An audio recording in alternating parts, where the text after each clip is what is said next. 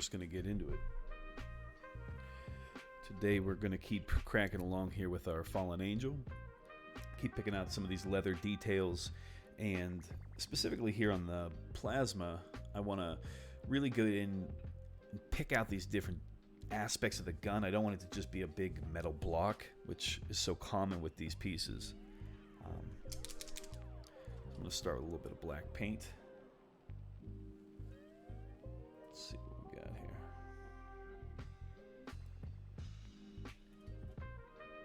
Just start to select out these details and effectively base coat them differently. Let's see. Is it sharp enough?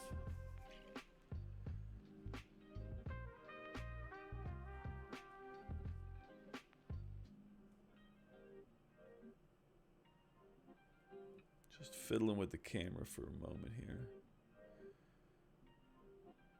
Make sure we're getting our details. I think that works.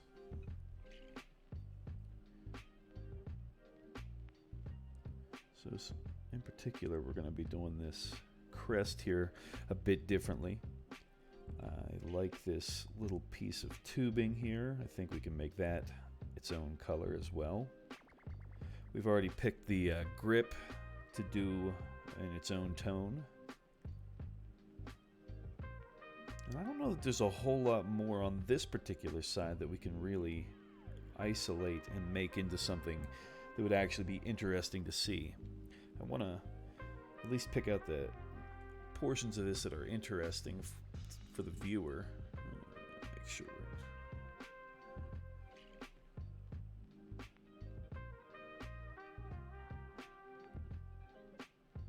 It feels a little bit soft.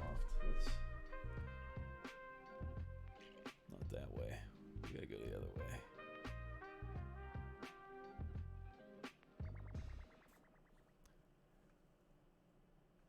A little bit of adjustment. That seems better, yeah? Okay. Just a wee bit. So yeah, we're talking about this little piece of what I think I'll do as copper. Nice little tubing here. Talking about this crest.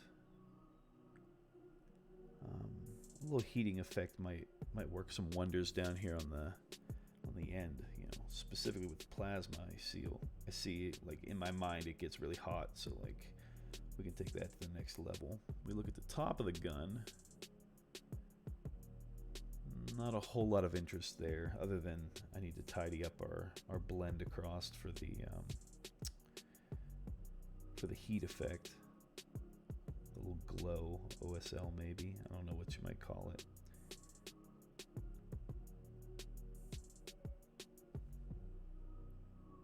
But yeah, I think that's starting to come together in a good way. Let's see about this copper color though. I don't know what the right answer is. I've got some of these Vallejo Secret Weapon technical kit. They're like rust effects. I really enjoy using them. Just in general, they're nice browns, but maybe now's a good time to perhaps stretch my legs a little bit with what they're capable of. Round them up here. It's a rather large kit. Works its way across quite a variety of colors, shades that they have. Make sure I'm not missing any. That appears to be everything, with the exception of like other kits. All right, so we've got what at the darkest, we've got a brown rust. It's not super interesting to look at. It's kind of desaturated like a raw umber. We've got this old rust. It's quite purple. I really like that. We got a red rust. That could harmonize nicely with what we're already working with. There's a rust shadow. That's a fun color in general. Drop an agitator in that. Whatever we do, select a yellow rust. I don't know if I want to introduce a yellow at this point. Let's play around with this purpley old rust. Maybe this reddish orange color as well. Ubereem says, good day, sir. Well, good day back at you. How are you holding up?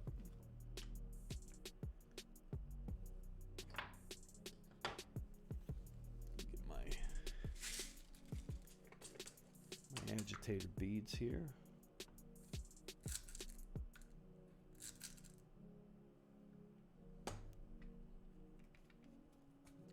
Mixed up and see what we have. Ubreem says, I was made for lockdown. Doing well, thanks. How are you? I'm all right, you know. Enjoying the quarantine hairdo as much as any of us can. It is a fun color, huh? Nice dark greenish color. And we've got a lot of green tones in our black already, like a blue-green. So I think it makes sense. This one I've used already, so it's got a nice agitator in it. Same thing with the red. How about this old color? No, I don't believe. Yeah, there's no agitator in here yet. Uh-oh, we're gonna end up with paint on us. But that's all right.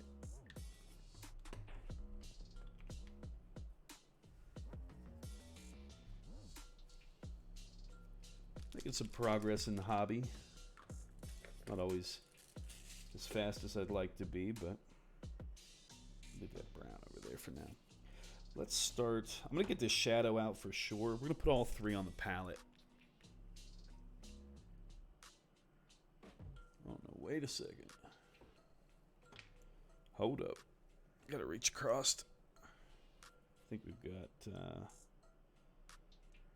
we go. A little something in there. I don't know if the droppers needed lance because they're new, or if we just had something, a little something clogged up. Could have been either way. I'm jamming now, though. That's a fun color. Have you been working on anything interesting hobby-wise, Ubreams?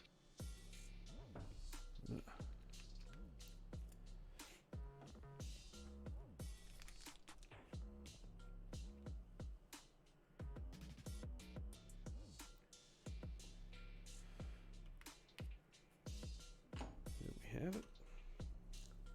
I think we'll stick with the size 2. I'm going to lay down a little blend of this purple and build it into the orange, and we'll see how that looks. We're just working on this little heat effect here. That should be enough to get our effect.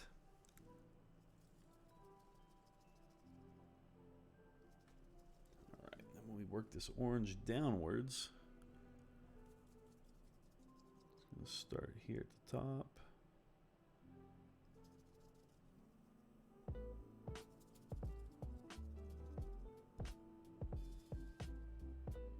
They marry. We're just going to agitate the brush and get a little blend.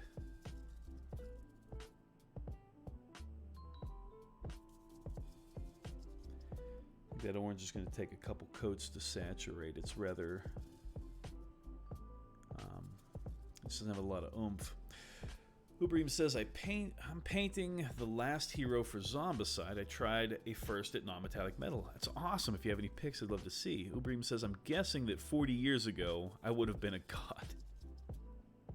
Yeah, digging that thing up. That was quite the day.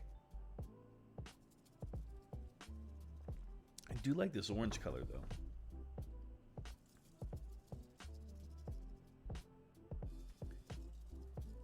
Let's see if we can't saturate a bit more at the top here. There we go. That orange just emboldened right up. Kind of like the orange the whole way, though. I think I'm gonna... Perhaps I'll just shade it with that purpley color. Let this rust color sit up top because it is so vibrant and nice to look at. Perhaps I'll glaze back the purpley rust. Let's see what we have here.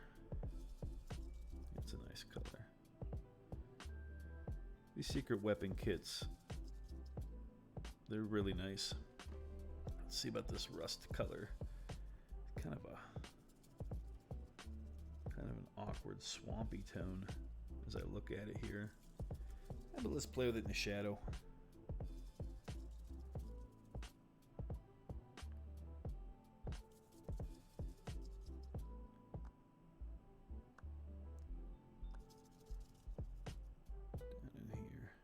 I like to think that these fallen angels have been, using the hand-me-downs for a while now. They don't have the best budget on account of all the heresy, Ubrim says, happy to share, and please feel free to shred it. There's only one way to get better. I'll have a peek. There'll be no shredding in here. Ooh, look out. Not looking good, though. The hardest part with the non-metallics for me is like having an understood light source, and then it turns into like the technical application of can I be doing a good job. And I think your highlights and shadows are in the right places there. Yeah, and you have good blends going. It looks good. I don't honestly know that I can objectively attack that thing.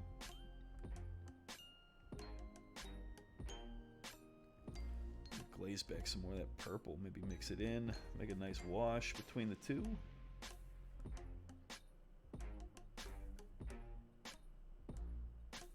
That's a nice muddy mess. More water.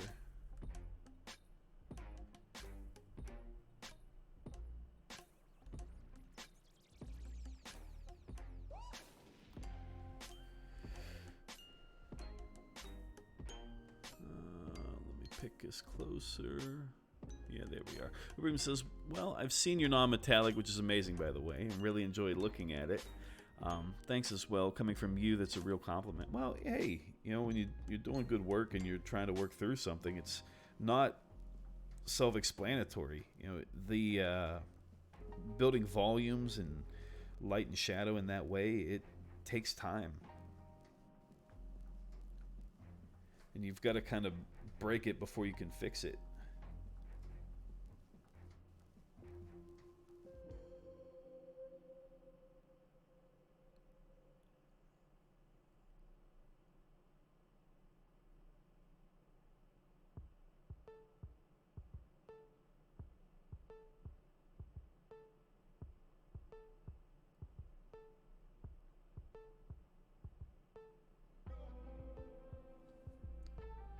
Yeah, I think it'll work out.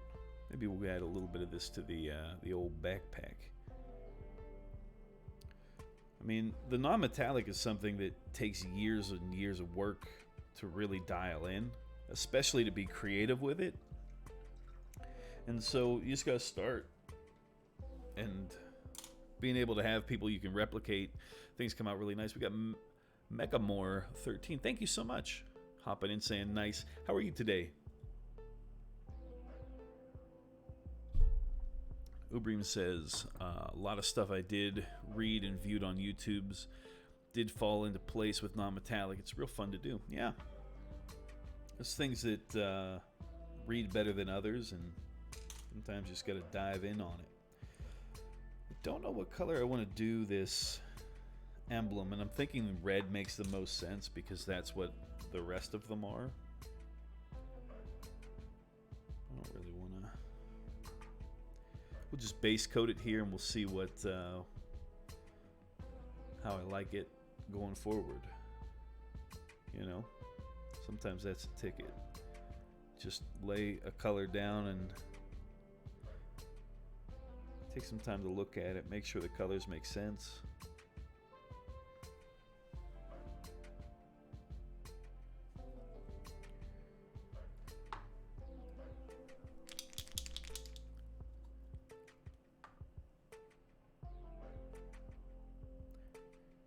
There we go. That's better.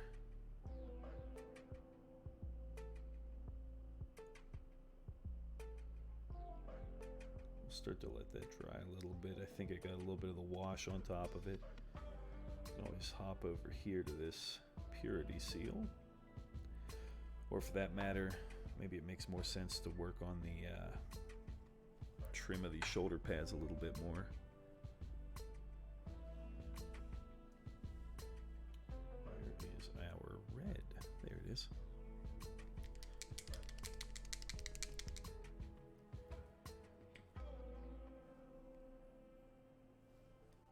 It's important to, find good reference for what you're working on, and non-metallic and other even more advanced techniques. It's like you have to have your skills to a given level before you can start understanding it well enough to even comprehend what's happening. And you look at some masters of that technique, and they seem to be so far above what my understanding is that say over my head a little. And in that way, the tutorials aren't necessarily useful to me.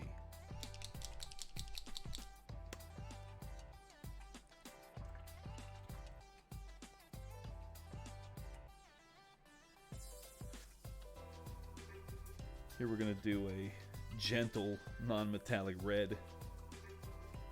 It's not going to be a super smooth gradient, but we're going to block in some color, see what we can get.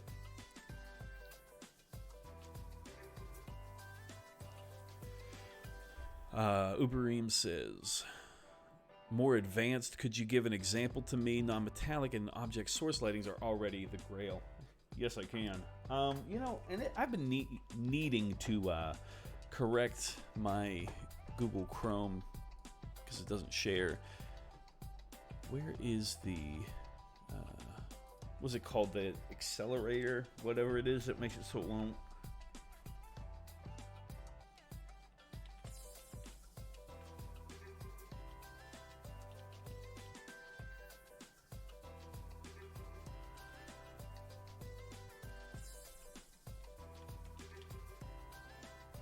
There it is. Now let's see if it'll let me share Chrome.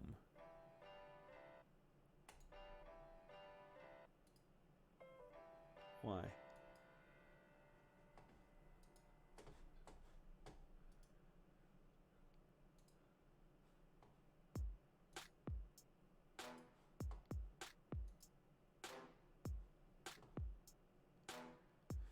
Well, I cannot get it to work, but I will link you to the man.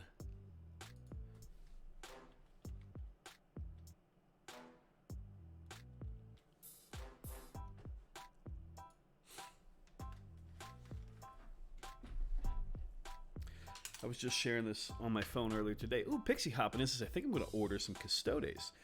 That's awesome. Finally settled on it, huh, Pixie? So what's going to be the move for color scheme? What are you thinking there?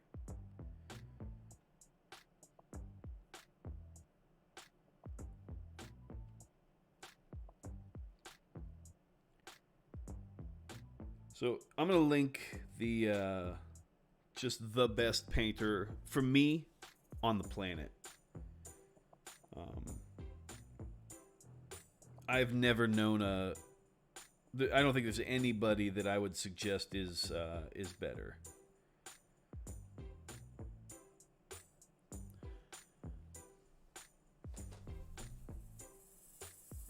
That is, for me, that's the one that lives out in the hills on a far-off planet, and every now and again they come out, present themselves to the public, and say, look what I've done. And it changes the game. He is fantastic.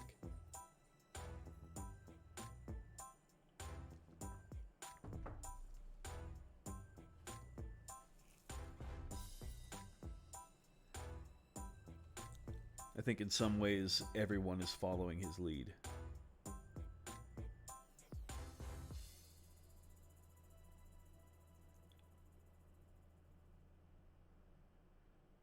All right, let's have a Ubrim says, okay, I see your point. Yeah. It's exactly like that, because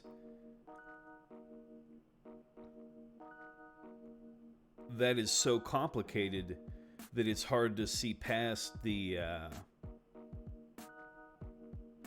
start to decipher what's going on.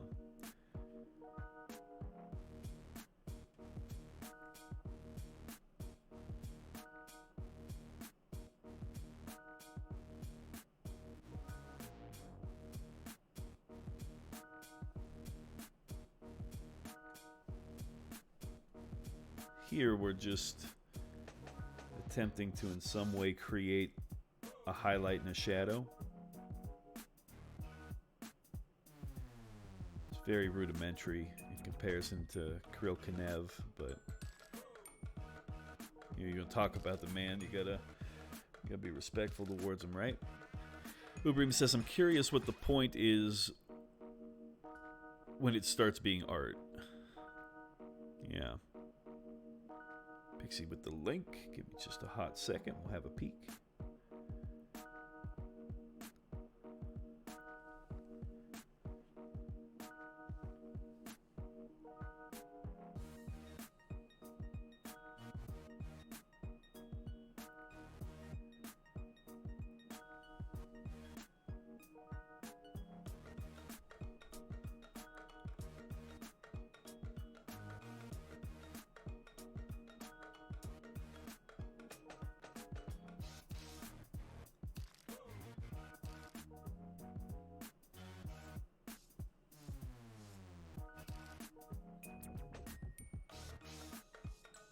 Just adding little bit by little bit here. Let's have a look at what that is. The real Palooka. Oh yeah, got the OSL going. Got decent non-metallics going. On the path for sure.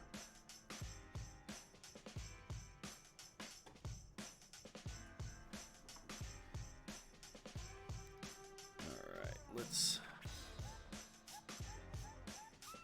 a little bit of a shadow color here. Start working the other direction.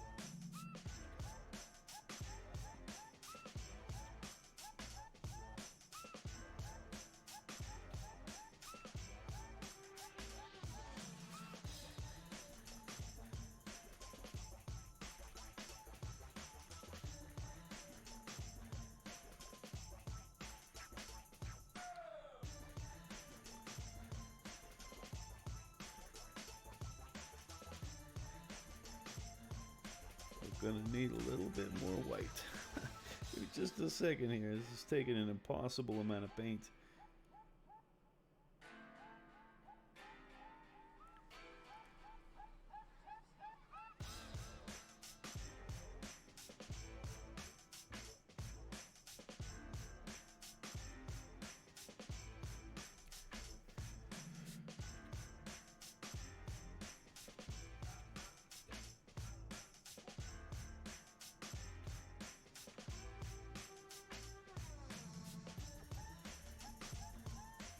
Not expect that to be the case.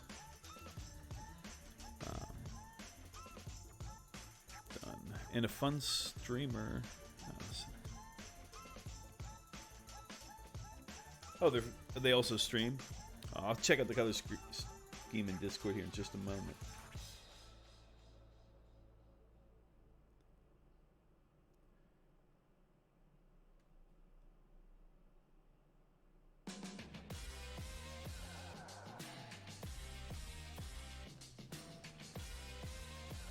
Shoulder pad's starting to take some shape, I would say. Let's see where my focus is. No. Yes.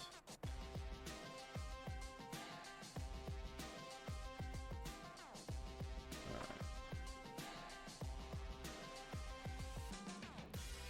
right. Kudfez, how are you today?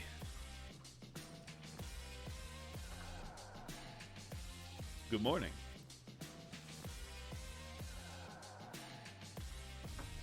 Let's check out this Discord link.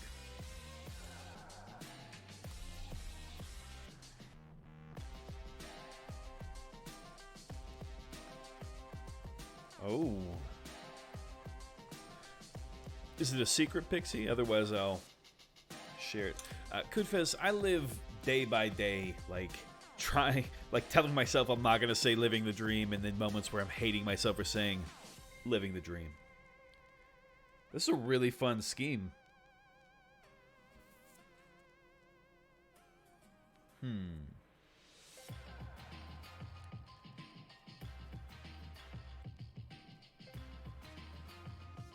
If you get that magenta to pop, no secrets. If you get the magenta to pop in this red, they'll really hop off the table. And that's the important part with a tabletop scheme, is you need those vibrant colors or they won't read at a distance. It's like if you've ever seen a Tyranid army that's painted up like the Xenos armor, and they've got like that dark, almost black purple going on. It's gorgeous in theory, but doesn't really look too good on the tabletop. So as long as you keep some aspects of them vibrant, you'll really be happy with them.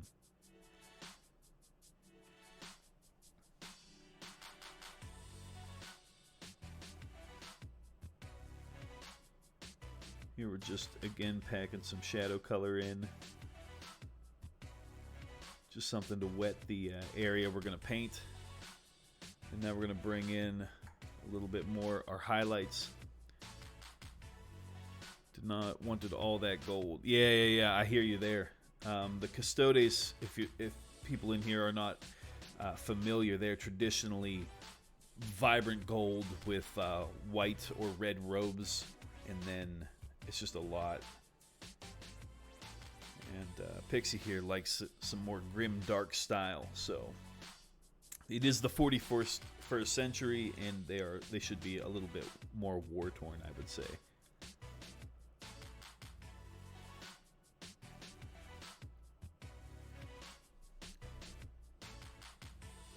Try to bring his highlight up without crushing everything.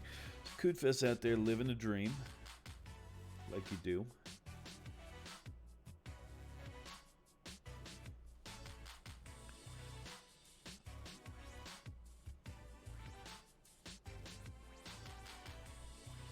I do love how the Custodes contrast between their armor, how ornate and cold it can be, with how fun their robes are and any of their headdresses. I think it's a fun little bit to the sculpts. It's nice. For me, it's a winner. Kudfest says, yeah, pancakes, corn dogs in the oven, fresh Turkish coffee brewed. Life is good. Get that Turkish blend. You fancy boy. Built that highlight up a little too much. No worries. We're going to drag it back down a little here.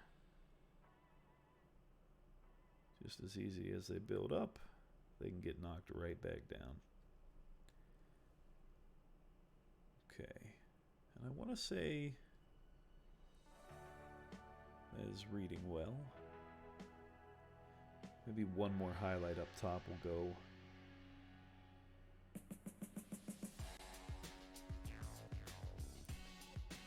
Let's see what we can't do here. Electrofunk says, the black shadowed Custodes always drop my jaw. Rare to see them painted that way, though. Yeah. Oh, the Lady Kudfest. Hopefully she is having a extraordinary quarantine life.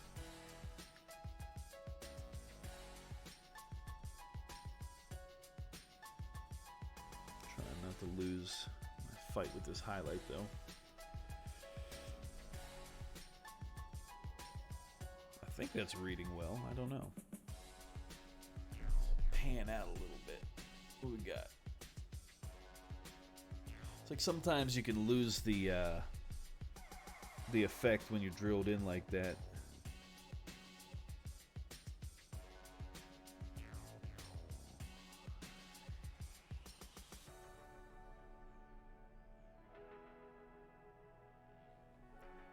Misko in the building. Hello, Misko. How are you today? Hopefully Misko as well. Licks to claim it. Misko, tongues off. You gotta talk to AMP Services about that. You see Justin tonight, Let him know he can't have it.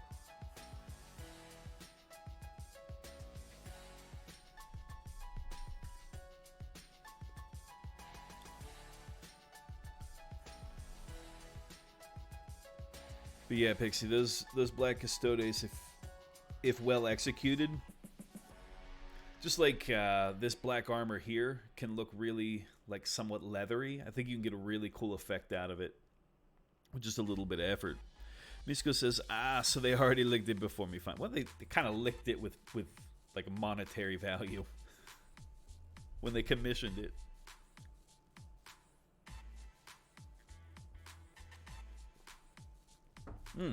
The supplies are in, and I am a little bit this morning. I was playing around with like camera placement and such, and tonight or later this afternoon, my first YouTube video is going to start getting edited, and we're going to be covering the preparation for resin models, and that's going to start here with this Hellboy. Clam Wolf asked if we could do more fantasy skin tones, reds, like demons. So we're gonna start with a demon, and then he also brought up like doing something a little bit more like a drow.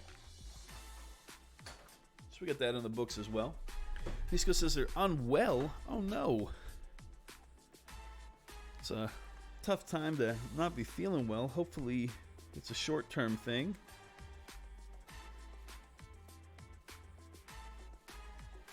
Sorry to hear that.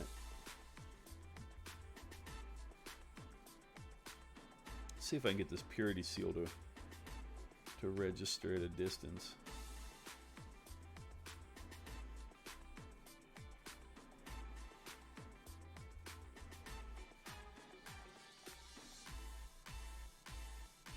I think that's something. MP89. MP, how are you today? Welcome on in.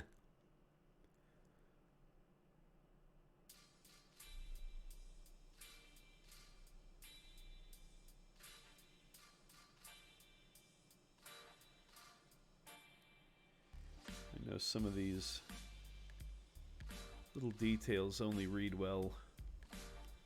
Work is stupid today. Like stupid busy, or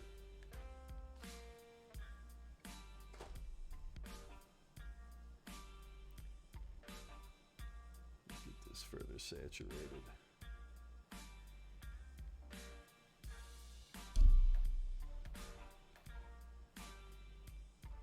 Yeah, that's crazy.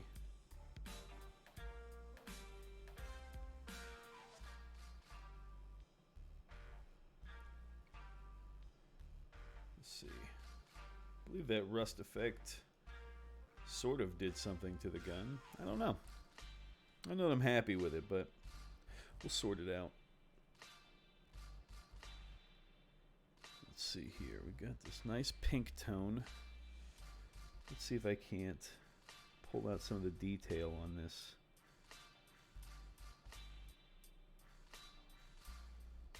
Maybe we'll drill back in here on the focus. Make sure we're crisp up.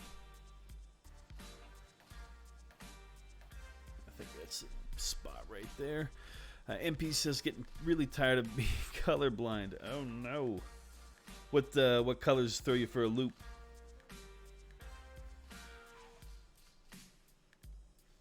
Alright, we're gonna start with little dots. Little sideways dashes here. We're going to try to make this imitate threading. If you ever looked at like a weaved blanket or something that would have this sort of, let me fix this. Any of these native tribal schemes, they tend to all be heavily woven, and so I think in some way a little texture could go a long way in having it read as natural. Misko's on that lurk. Oh, Misko, hopefully you feel better throughout the day. MP says, I'm trying to paint my word bears, but they look pink to me. Why so pink? What's up?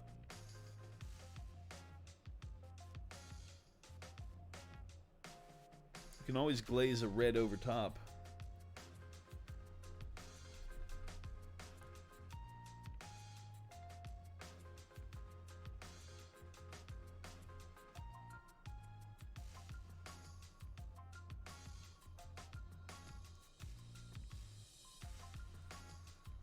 Now we're going to go back to our other color. We will start the same endeavor. It's sort of just alternating highlight textures and mid-tone textures. Hopefully in that way they continue to read well, but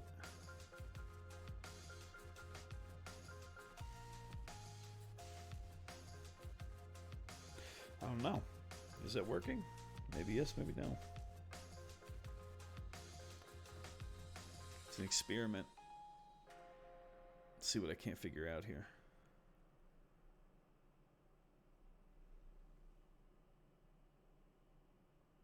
So dry. What is with the paint?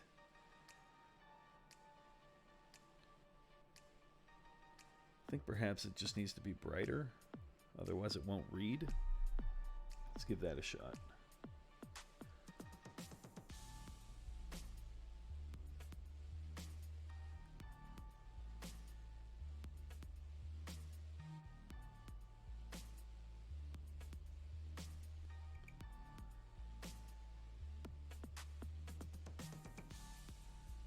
That seems to be doing it.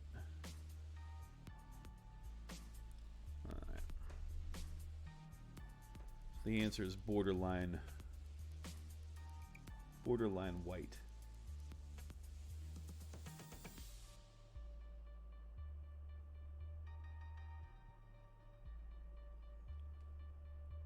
To get it to have an effect for us. I wouldn't have thought. But part of the experience.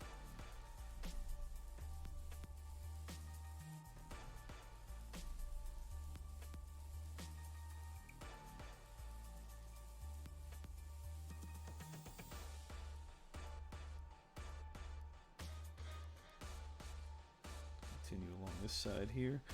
I'm actually not loving the shape of a couple of these on this side. Thinking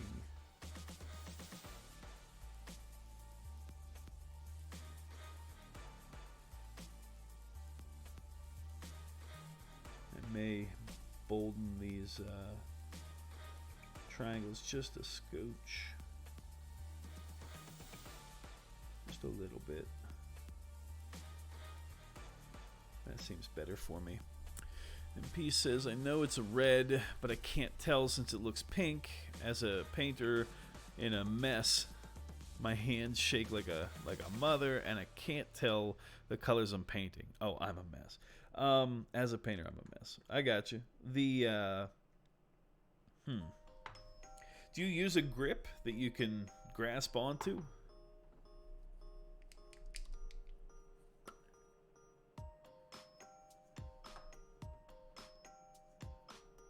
I have a couple of friends that struggle with the tremors, and a good-sized grip that they can get a hold of helps out a ton.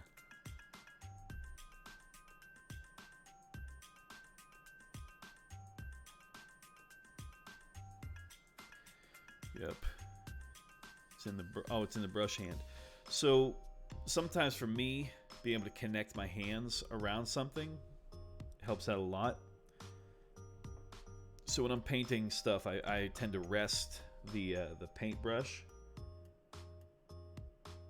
I don't suffer from any kind of shakes or anything, but I do know that arm placement goes a long way, and I'll even start to develop some bad shakes if I don't sit correctly, or if I'm painting like on stream for a few hours.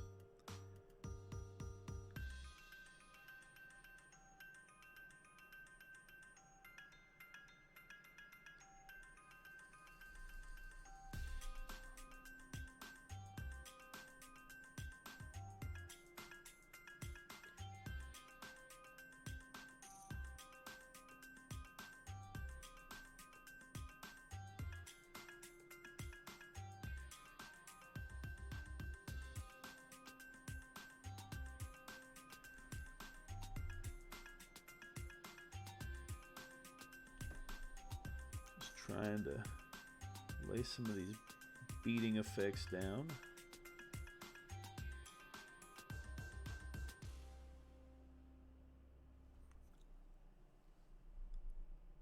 Perhaps the answer is actually to do little dashes.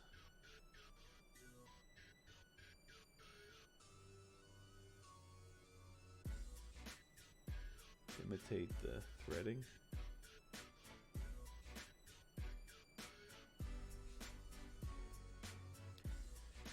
Don't know.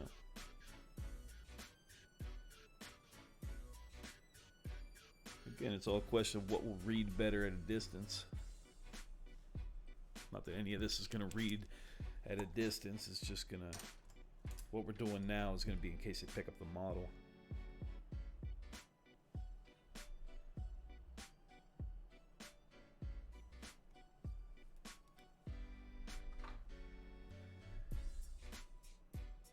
Here I'm just taking that dark brown tone that we have for the other, like the inverted triangle here. Just tidying up what we've done. In some way shaping in.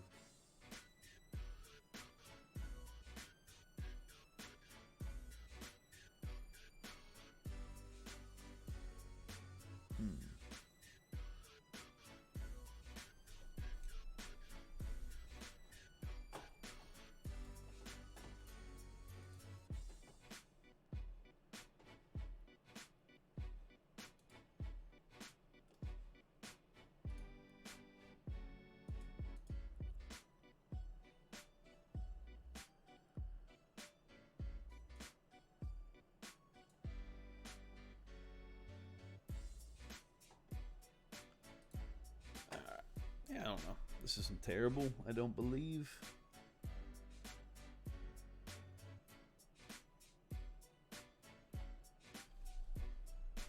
Probably a little bit sharper bite.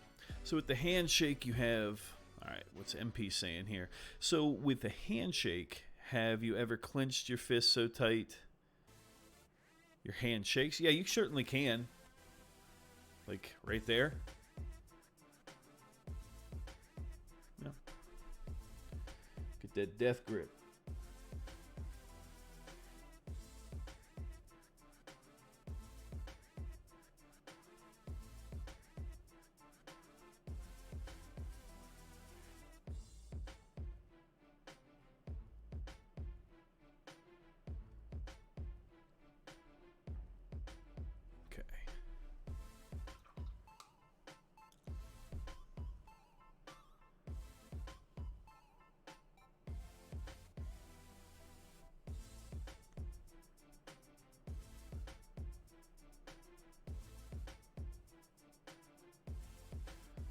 Yeah, now think of, what's that? MP says, yeah, now think of that, but it's your brush hand times 2. That's a bad shake. Yeah, for my buddy, I got him one of these that has a whole handle, like a whole grip he can get a hold of. And then it has this bar on it, right? And so he can take his hand and set it on it to rest for when he's going to paint. And it doesn't take the tremor away, but it gets it to a manageable point where he can actually enjoy his hobby. I don't know, maybe something like that could help. There's not an answer for everybody, so I don't know. I don't know what's gonna work, what doesn't.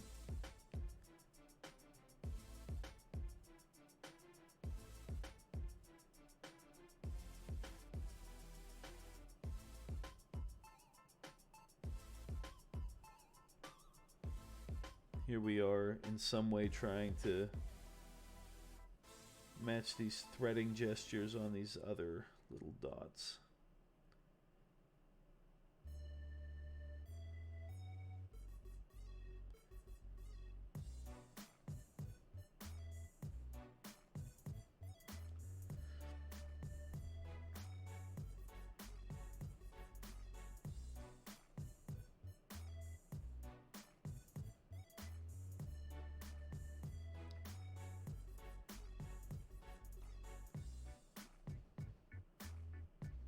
Maybe this won't read. Maybe it'll read too much and not be good. We got to get it down and let it dry. And anytime you make a big change, you got to take a step back and have a look and see what it is. Because it might not look good. Might be something you need to adjust a little bit. It might, it could be a lot of things. So we're going to let that marinate for a little while. I'm going to try to get my brush up in the up underneath here and work a little bit on the rope.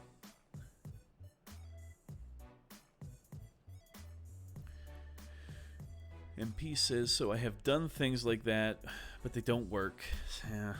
Sorry to hear that. My brother draws and he has to use one hand to grab onto his arm to keep it still, like so.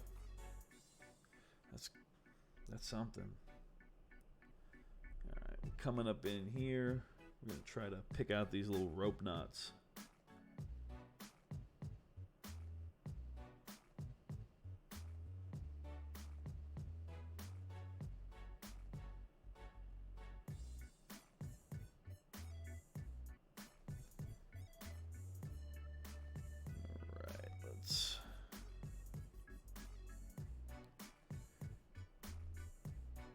Again, even though this is a tight detail section, I really like a brush that has enough, can hold enough paint that it's not drying out on me constantly. I'm going to treat the rope as one big piece.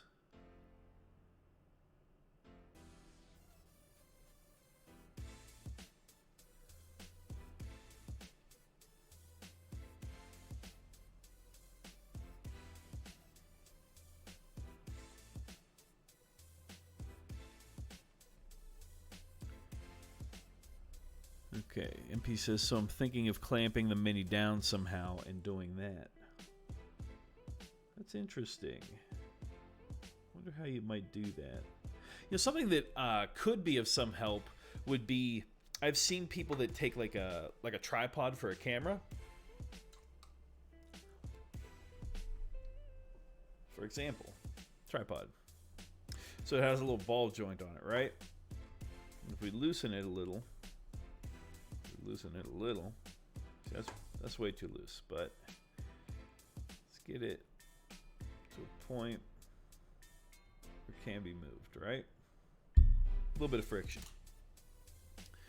And what they'll do, for example, since we don't need, well, this one wouldn't likely work because it's got this larger piece on it, but they'll take a cap for a can of spray paint, put it over top of this, right? So now you have like a lid on it. So it can freely move, perhaps a little bit tighter, but you can move it around, okay? Maybe even you like to tighten it up, whatever works. And they'll put that spray paint lid on there with a little sticky tack or some double-sided tape, and then put your model on top of that, and then you can move it around. And that's pretty cool. Or one thing that I found that is true is that the threading that is on cameras, this standard mount, is the same thread that they use for the handle for the Games Workshop models.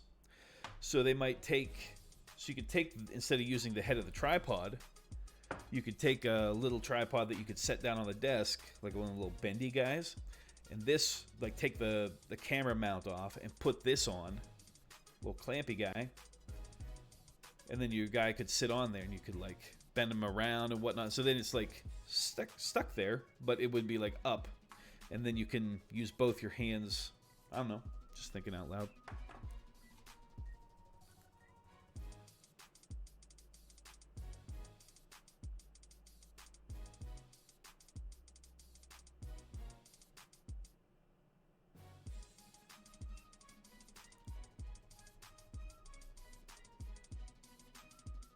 I'm just kind of coming through here. We're going to try to shade this back a little bit.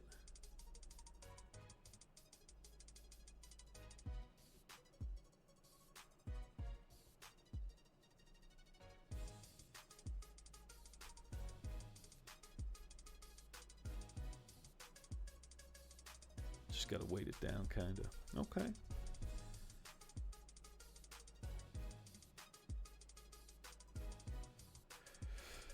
For my Patreon, the initial box that's going out to people that have been on there for 3 months, I'm doing these wooden handles from Orthober. They got a little bit of weight to them that might help.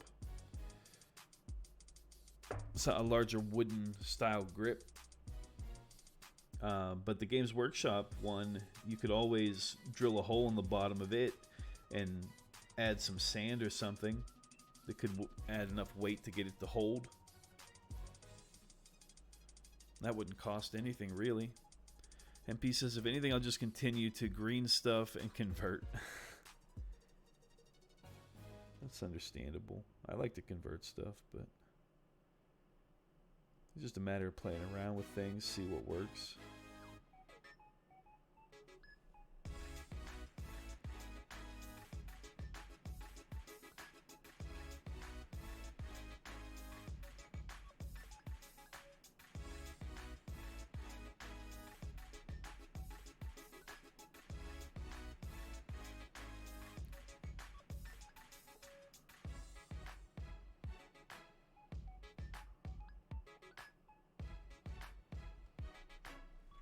Uh-oh.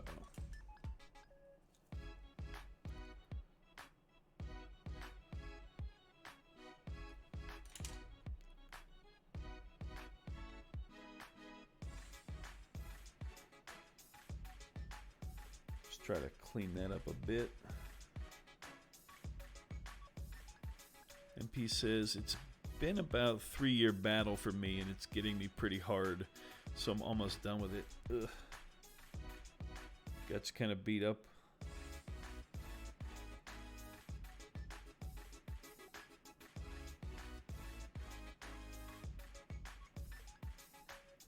That's tough.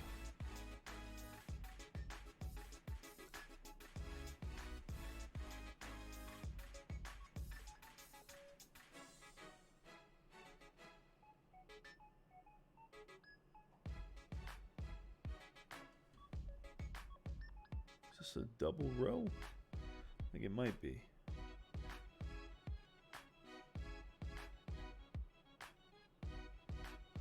I think this is 2 rows of rope. I think I realized that initially.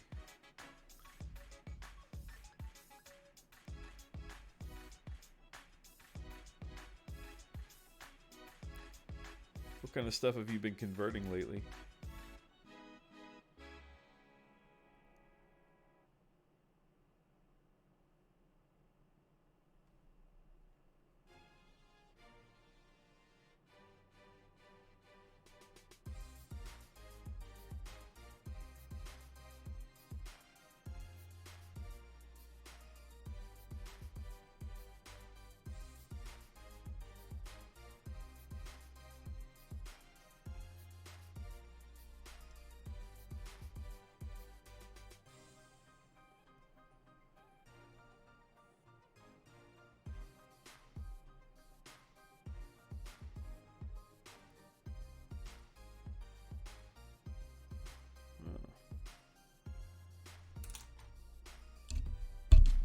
Tap the old elbow here. Clean that up.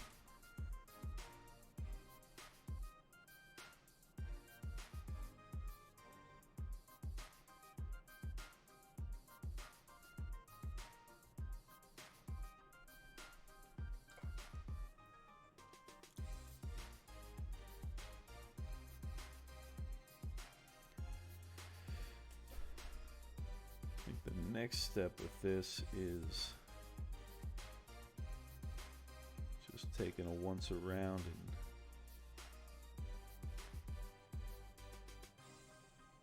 and actually highlighting these little tops of the rope.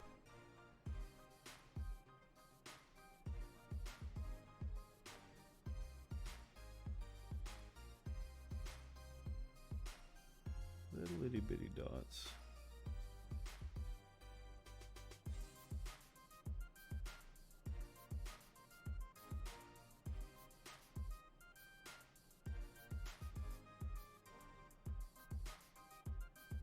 Leave the sides of the model darker. I think that's always a ticket. And then across the front here, let's see. I'm gonna be bended down here to see this closely because I don't have my glasses on.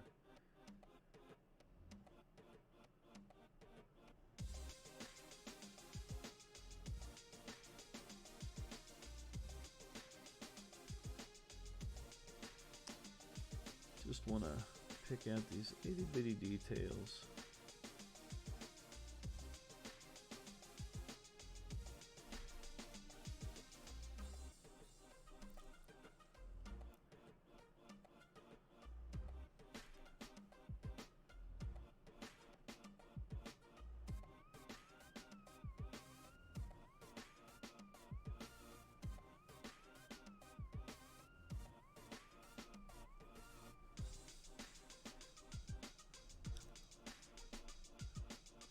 Also, now that this is dried, we can come back to the gun.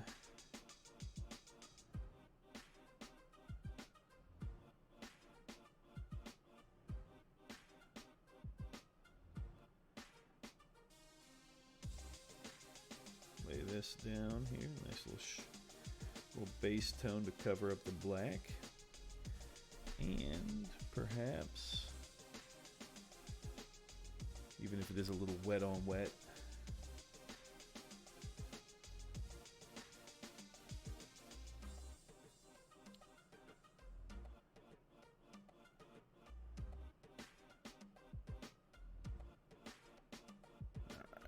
we'll have to let that dry. We can also come back, further clean up this chest piece. I never know what to do with some of these details. When the sculpt is soft, it's hard to, I don't know, make sense of what you're looking at. You gotta start to draw in your own conclusions, and it's tough for me.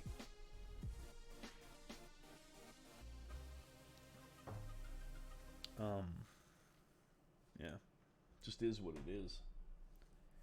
Everybody's on a different part of their journey, and for me, that's one of those spots that just gets tough.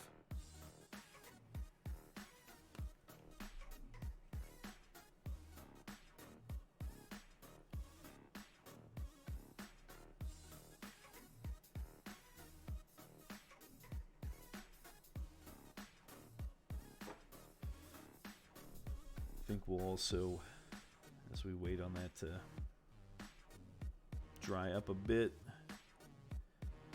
start to pick out some of these facial details. I'm going to take them initially quite a bit too far, and then we'll shade them back a bit.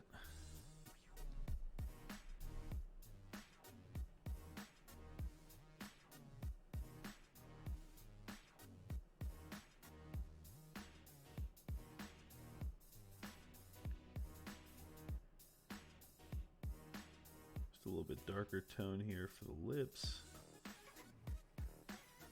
Also push it a wee bit into the shadows, maybe a little more mahogany in tone. A little purple action, something like that.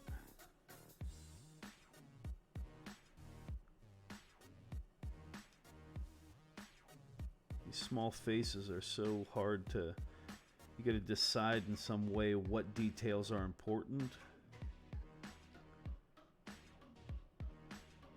Luckily in this one everything is so shaded that I can sort of conceal it and then come back through and isolate the details that in some way matter.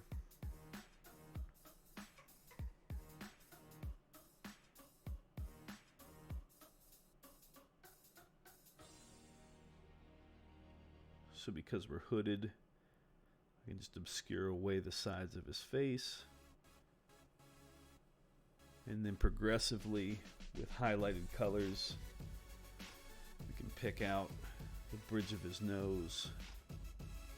For example, the tops of his lip,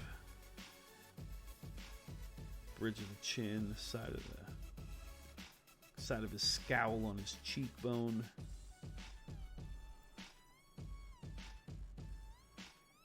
I'm actually gonna grab a bit of this darker tone and hit his lips a little. I think that could be. Again, I gotta bend down into the model because he's so tiny. I don't, again, have my glasses on. But let's just refocus.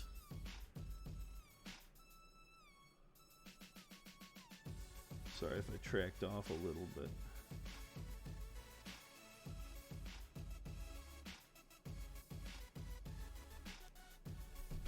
I don't know if I like that color. Let me mix up a little bit more of this darker tone. Try again. It's like a complicated balance between getting enough life in the lips and not making them look like they're wearing makeup. And then again, if you are trying to get them to look like they have on makeup, it's hard to like not make it look cartoonish, like over the top.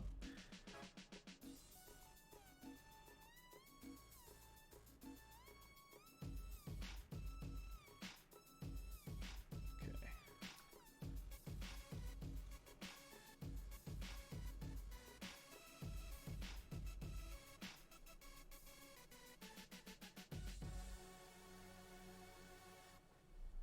Keeping the color saturated. Let's come back across the tip of the nose. These areas along the top of the lips. Getting that chin.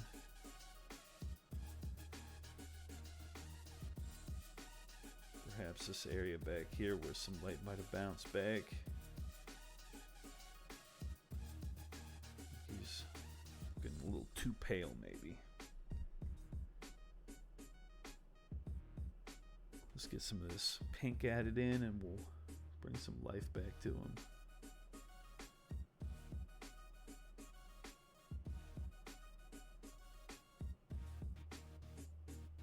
Yeah, that's way too... A little back and forth here.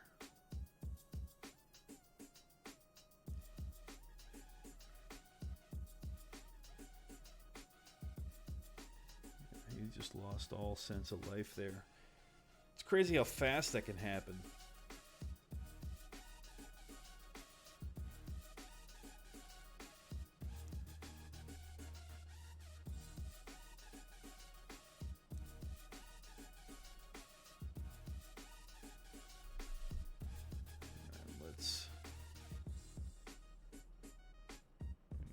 Highlight in there, maybe just a touch more. Here's a question: when we do this, do we lose everything? Let's see.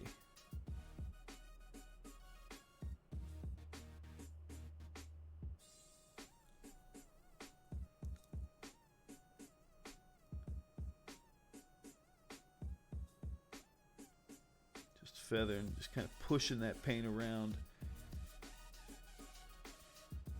Goodfest says, I've got a lot of adulting to do today, so I'm going to stop lurking. Have a good day. Say hi to the wife for me. I will do. You have a good day too, sir. I hope both of you enjoy your remainder of your Sunday.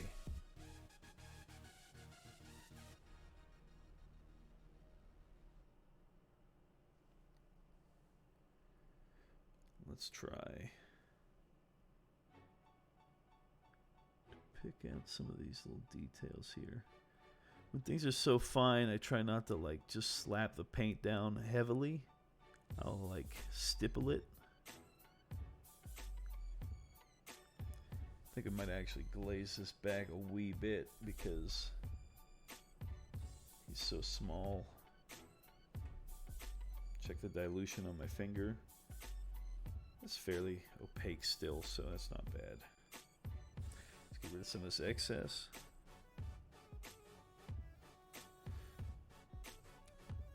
Here we're just tracking the side of the face.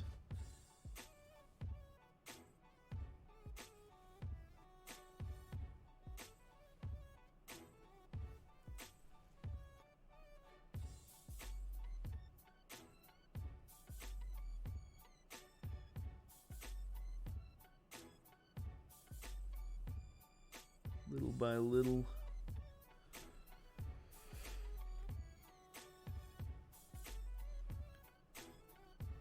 Try with this as well.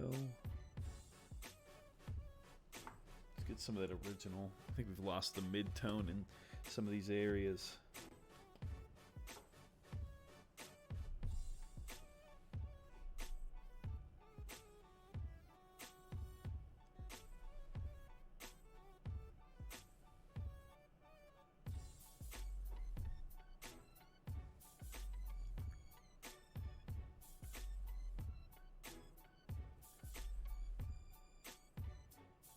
Try to.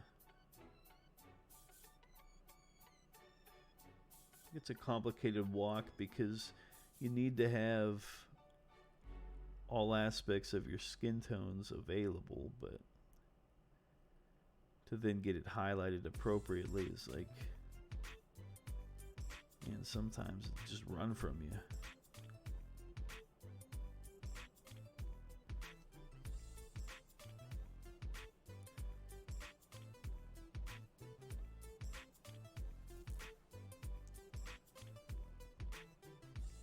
Let's see if I can't, from this angle, take some of these shadows up in,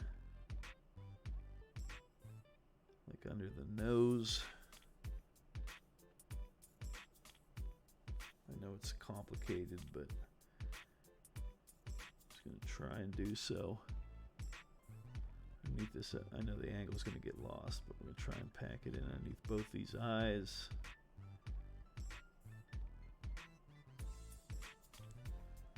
Where else? I know who's going to pick up a tabletop model and look at it from the bottom, but I would.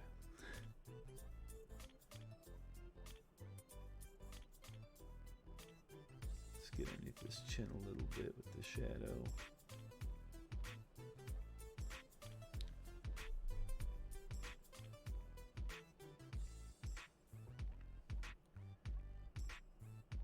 Come back with the mid-tone from these other directions, so now we're painting downward as opposed to upward.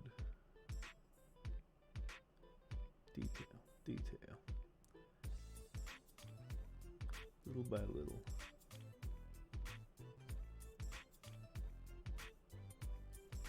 I think just a little bit again around the mouth. And we can let it dry. And hopefully when we come back, we'll have something worth looking at. Again, it's weird with those tiny, tiny faces. Like, there's no room for activities. Like, we're working on something in this scale, we can go through and pick out and blend and play. It's just odd.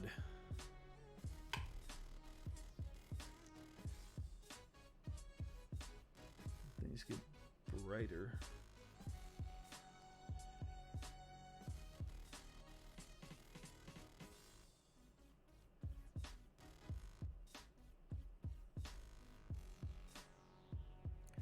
But I think from that angle, he reads well.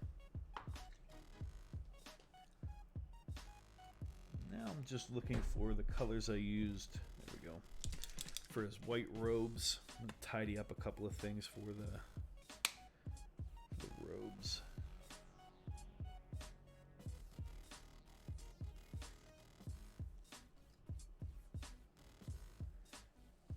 There we go.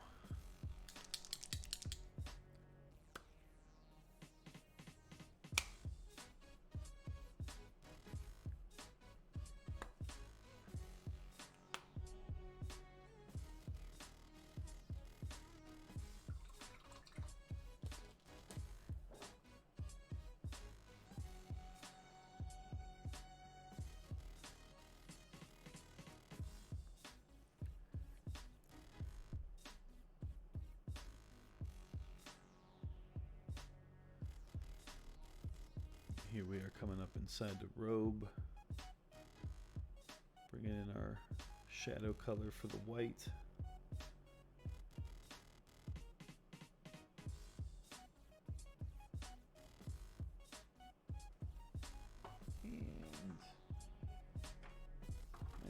certain where my original white color has gone, which is truthfully a gray. There he is.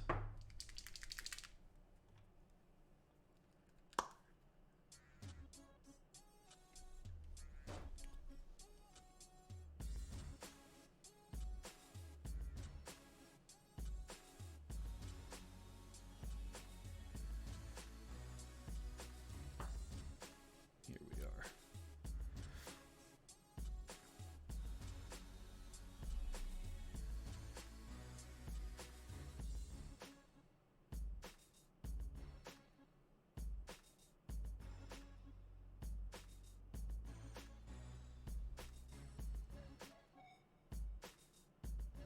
Still quite a bit of brightness there. The crazy thing is I haven't actually painted anything on this model white.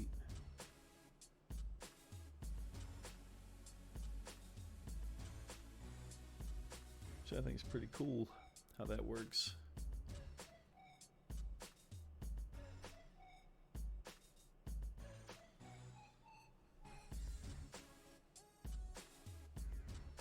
Darker tone.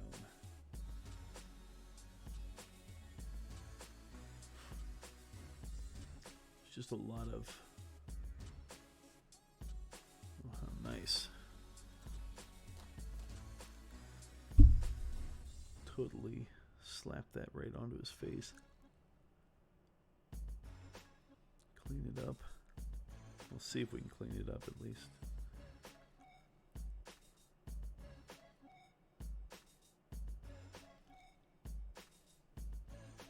Took away the final darker shade I had in that eye, but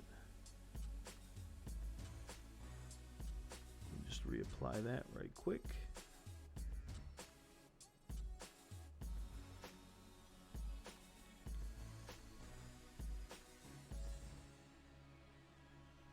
Let's take another look right down here.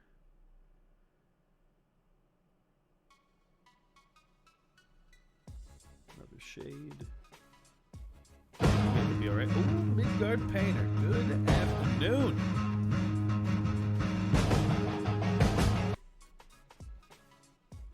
What is up? How's everybody doing today? Fear the Reaper. Welcome on in. Bear with as I fight back and forth with this white robe here. How's everyone doing?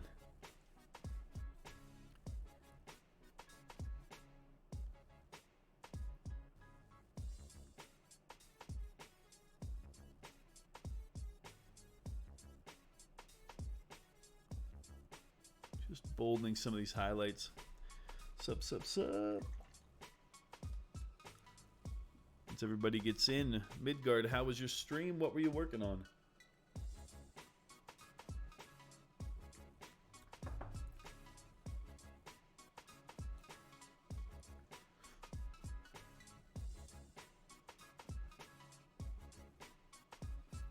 Hey.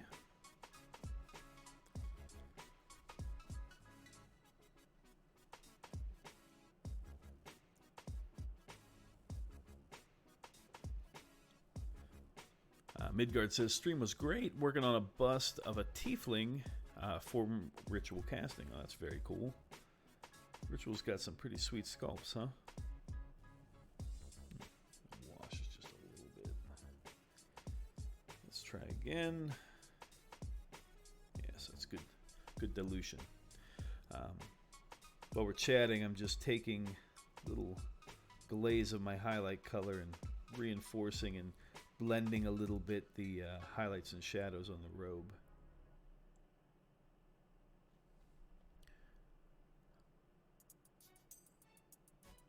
That's pretty cool though. What color are you doing? A traditional color scheme on that tiefling?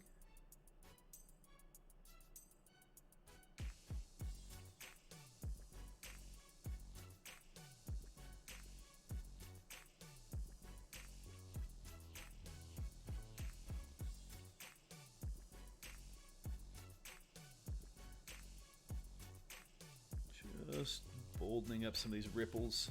Sort of, in some way, I'm like painting in parts of the sculpt that aren't present. I think that's a little bit more of what this is about. Makes things look a little more dynamic than perhaps they were intended to be, but I like that. Just bolden that up. Hit this other side for a minute.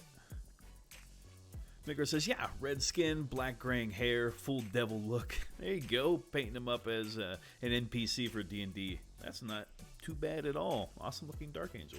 Oh, thank you for that. Yeah, he's going to be a fallen angel.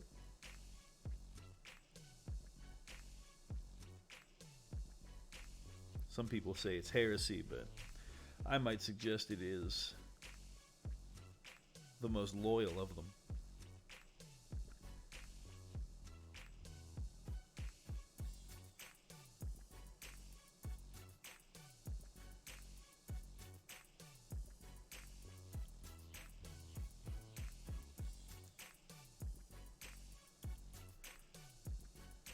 Imdrasic says, hello, Nomadic. Nice to catch you live.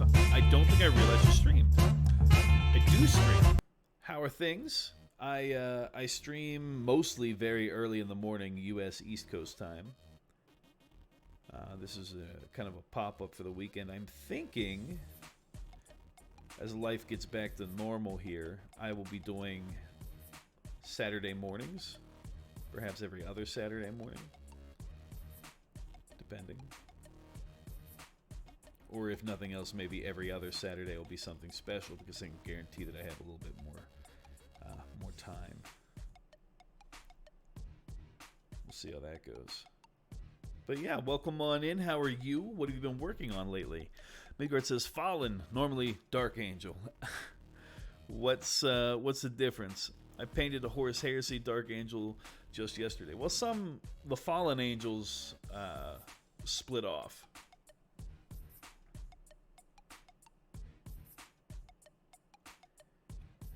I'm not as up on the lore as I could be. Perhaps just about anybody viewing would be a better source of information. I'm just painting them.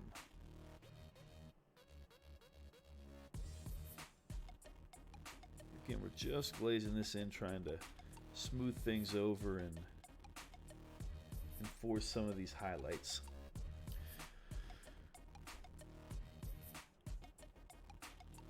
How do you pronounce your name real quick? Is it an IMI or an LML? What is happening in there? Says, that explains it. Early morning East Coast. I'm either sleeping or stumbling into my office to work from home. There it is. Working on WizKids Remores, starting with Water and Ice. Okay.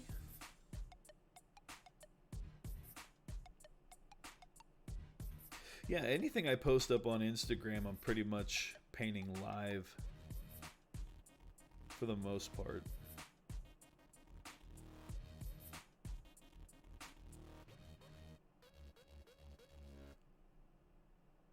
Just glazed back gray tones. Back and forth and back and forth. Pulling towards where we want the paint to settle. Keeping it reasonably thin.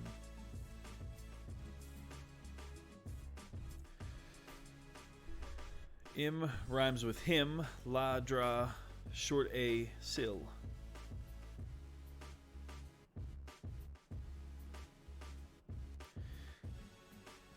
Lim Ladrasil? Hopefully that's correct. Called a work in progress. I'll get better at it. Midgard says, afraid I got to dash now. Throw some food in my face. Alright, I will do what I can to have a good stream. Midgard, you have an enjoyable remainder of your Sunday.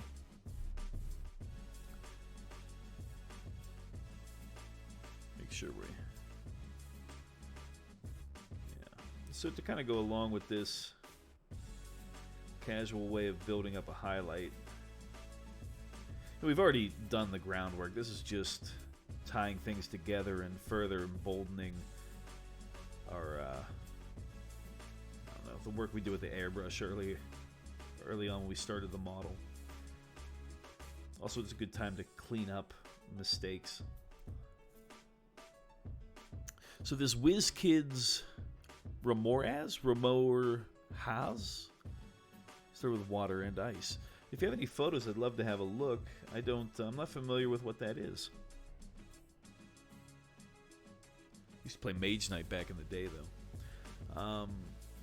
Name is inspired by the apprentices in Tolkien's Silmarillion, or you can just call me Dan. It's easier. Dan does roll off the tongue like no other.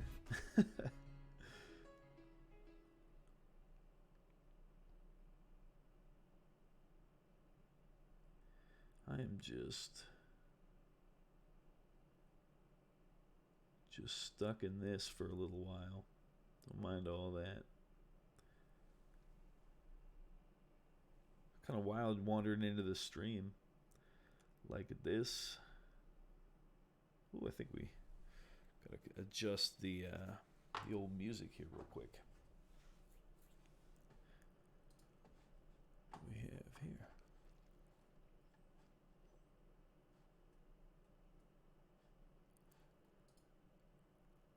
Okay. Music.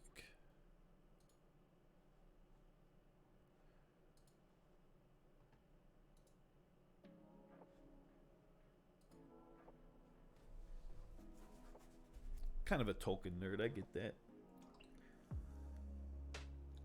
Let's see about this shoulder pad here. I've been, not to say laboring over, but I will say avoiding for a little bit here.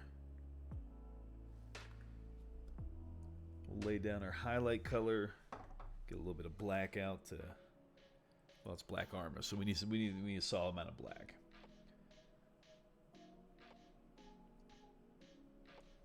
Actually, what we'll do is get a very small amount of black, have it still be too much black, and get a little bit more of this highlight tone.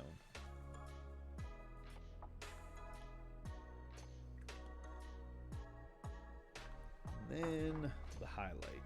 There it is.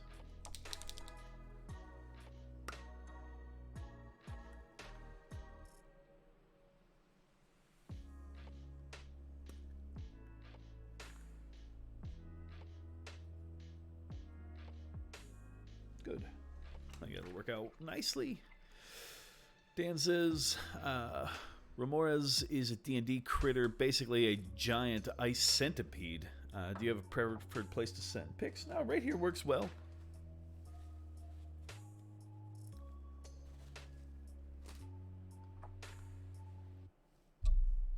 Alright,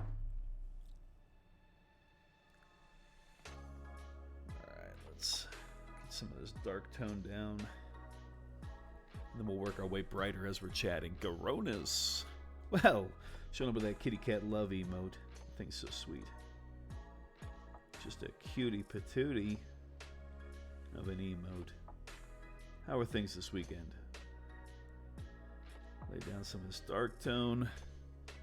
I like to do a little wet on wet blending, and it's a very good way to start off is with a nice little layer. We'll get some of this bluish tone, this coal black.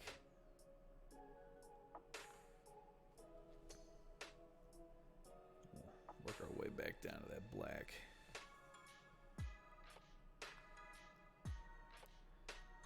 You can in some way do that up here as well. Let me try to tidy around the skull. It might be making contact with the shoulder pad. It's going to make for an interesting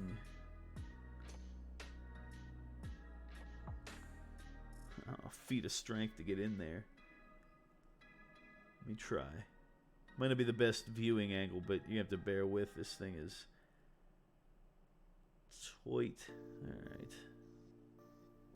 Better. Let's start with the highlight a wee bit.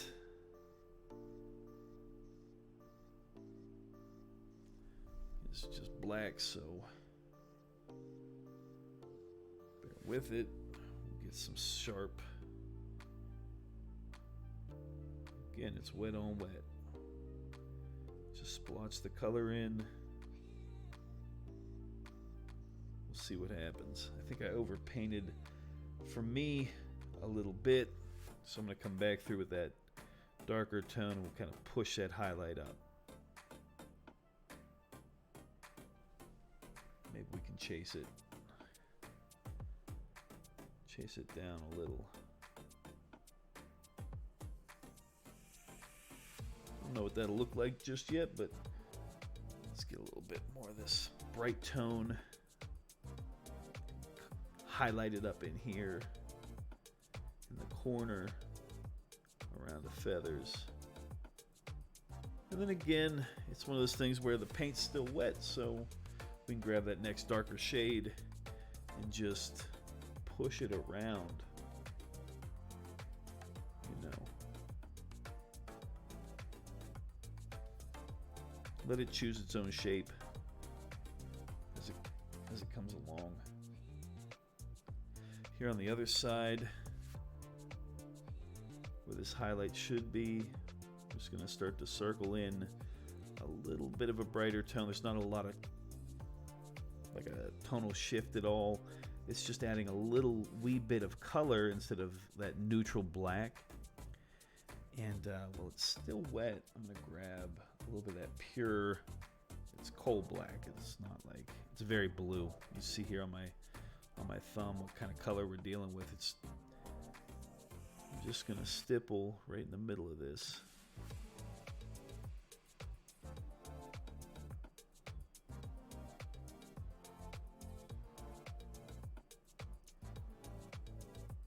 Okay. That ought to add just a little bit of something back there. And down here a little bit further, we're going to start to feather between that coal black and actual black.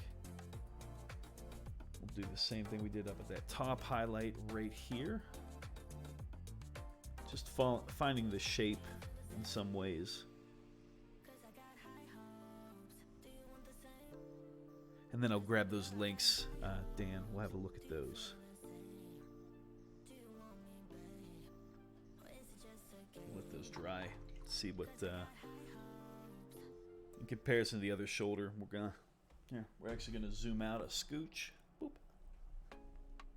Let's have a look at these Discord links.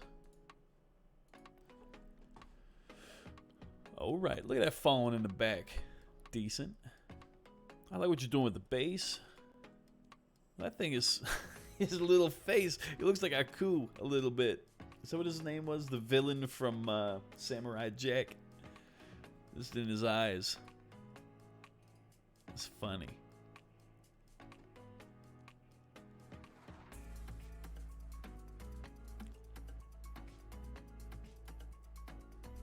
Yeah, it's going to be a fun model to work on.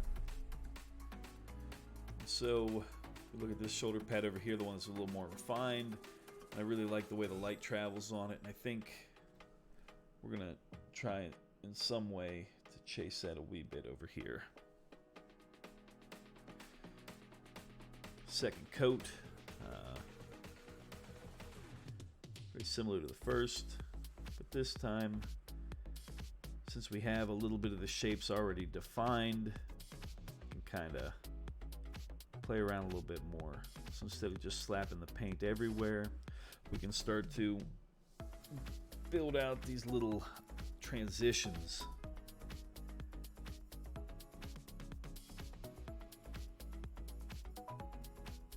I think that's a fun way to do that. Here in the middle where the paints meet, you can either feather them now while they're wet, or leave them a little bit rough and come back through and glaze them together later. I think for me, I'm going to leave them rough and then I'll come back in shortly and we'll feather them. I guess a way to do that.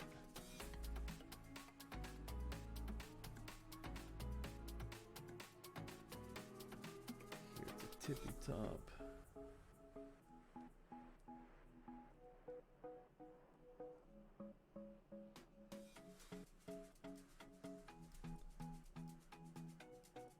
Everything's a back and forth, huh? Little by little, so to speak.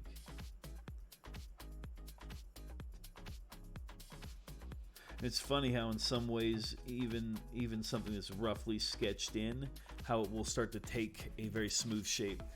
Let me bring it back in here. You can see there's little lines between them, but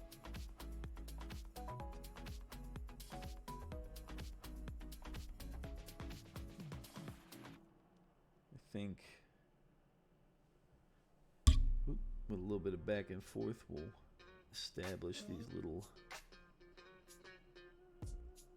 lines between them.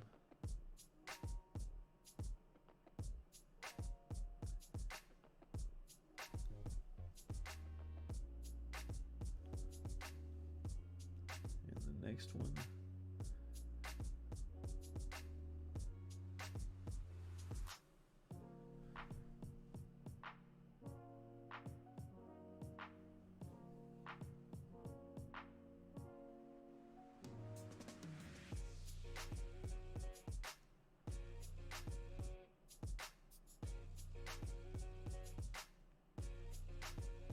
It's hard to sometimes get all of the colors to take place in such a short period of time, short span of miniature, so to speak.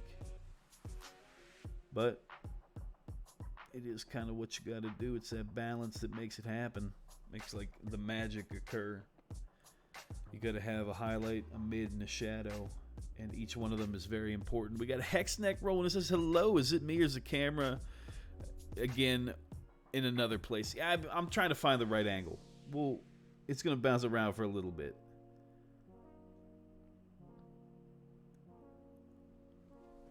How are you today, Hex?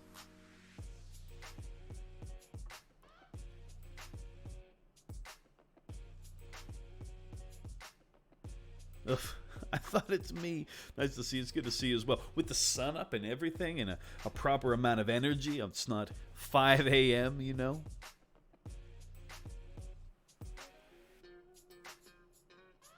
You're going to get some personality today as opposed to just me going through the motions.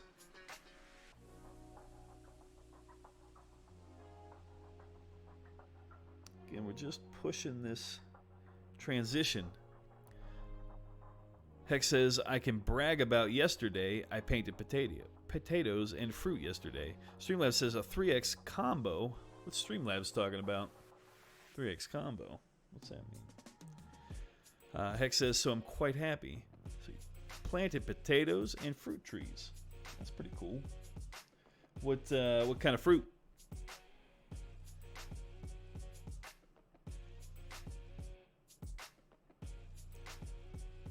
Hex says, I'm looking for something to paint. There you go.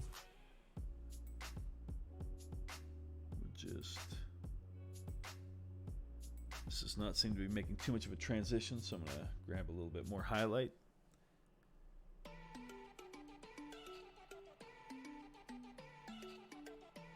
Yeah, that's something. That's actually its own color.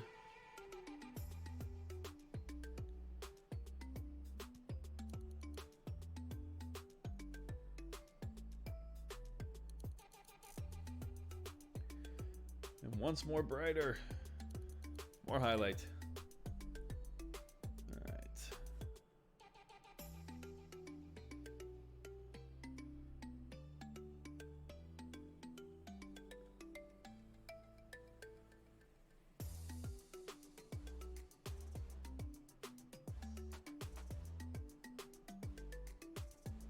Feathering these colors just a wee bit.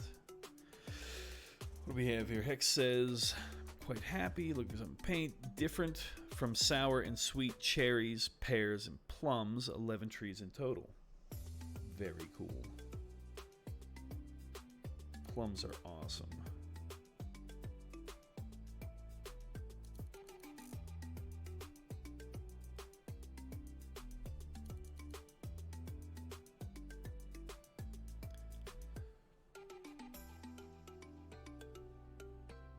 We are again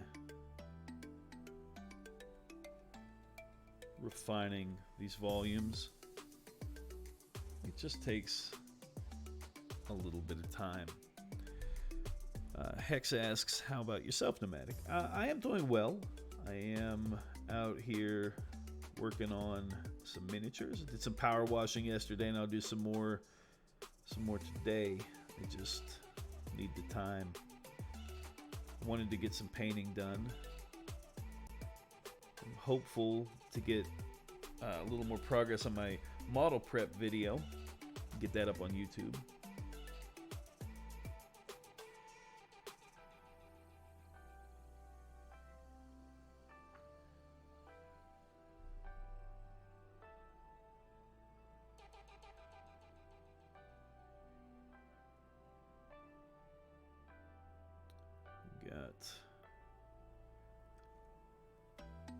There we go. Now we got a nice transition.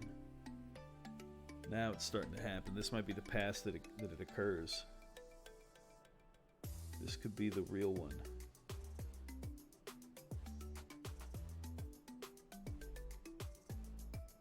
It is the right shape. It is the right color.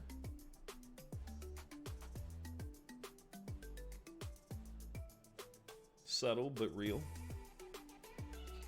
Let's add a little glaze of that to the arm here so that it's tied together. Oh, look out! Oh, my heart be still. Crisp Nip rolling in. Well, hello, sir. How are you today?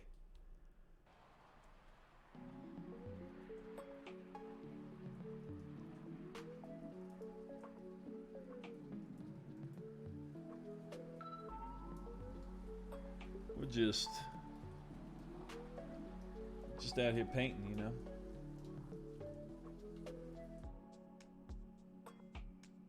Let's see if we can, on these little itty bitty spots.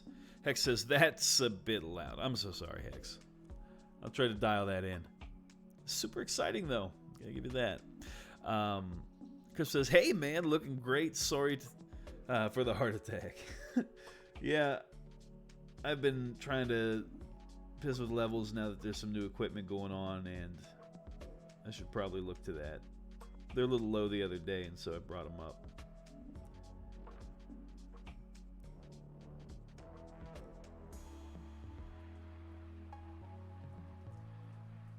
Trying to keep everything cohesive as I work across different days on this thing.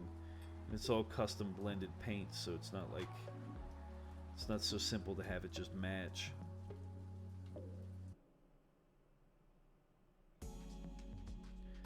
Let's hit the tops of these fingers. I think that'll help really just next level this stuff. So Chris, what you been up to? If anybody's interested in watching some competitive gameplay, Crisp Nip here's a fantastic streamer, great gamer, better personality. So I'm ripping it up the other day.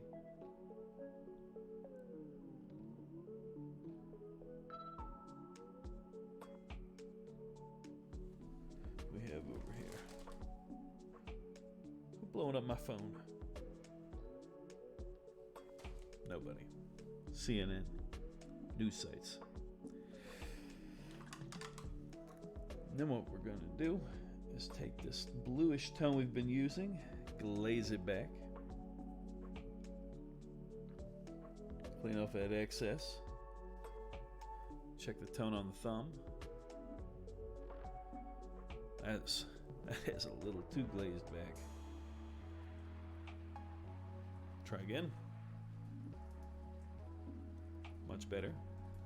I think I want to get a little taste of black in there as well. We just need a little bit of, because it is supposed to be black armor, not blue armor. Want to make sure that, there we go.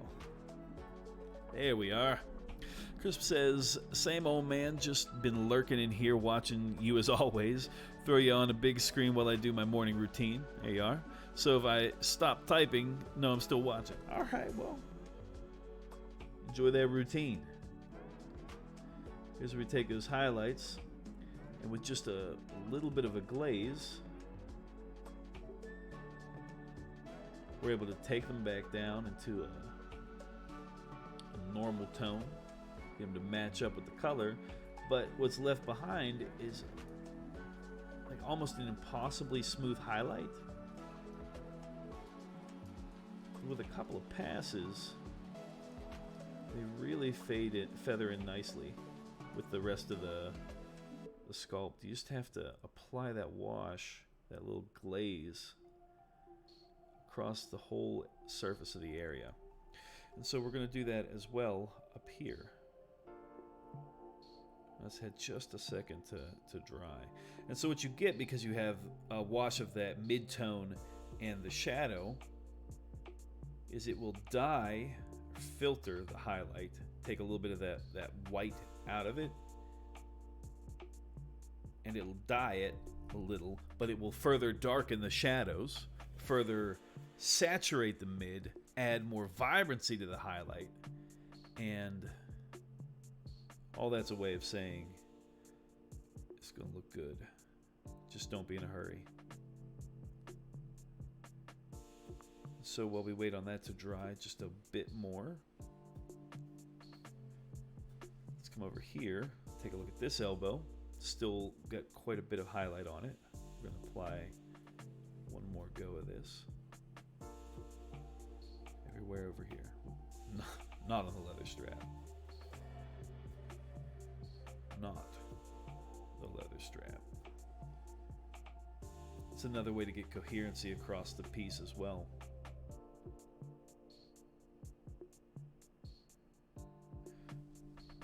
Okay. Trammel Lamazza says, "Oh yeah, my hiccup is gone." You got a hiccup? Hiccup's out. Just finished my coffee. This is not ideal.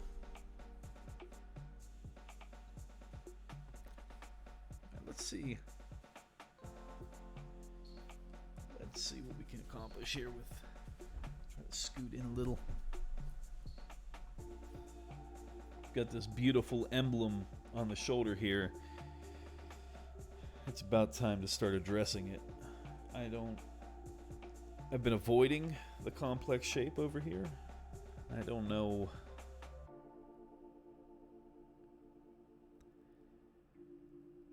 I don't know what the answer is. So we're just gonna sketch it in.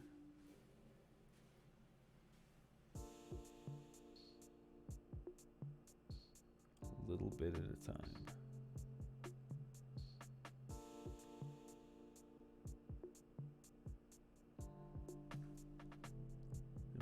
Red is one of those colors that needs a lot of saturation before it will fully become opaque and vibrant.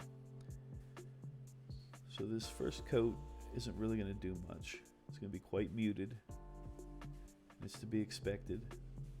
Mind you, this is our shadow color, so it's already a bit matted back and whatnot.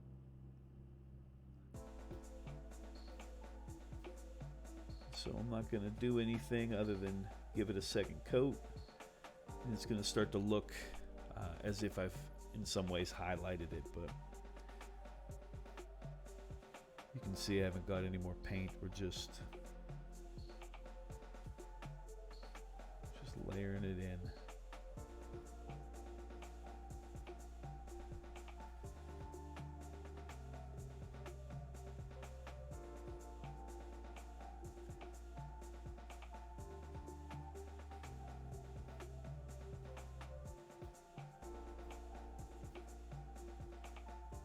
I don't know to what degree we're going to go for this non-metallic effect, but I think we might try and push it. Crisp over here going to lose it over the coffee. Don't do all that. Alright, let's see. This is no white, no pink, no nothing. This is just the red.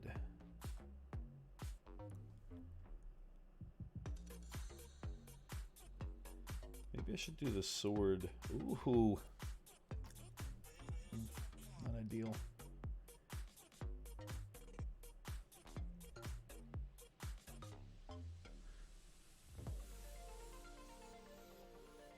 We made a whoopsie. That's all right. We'll clean it up. I think I might do the sword in a non-metallic silver.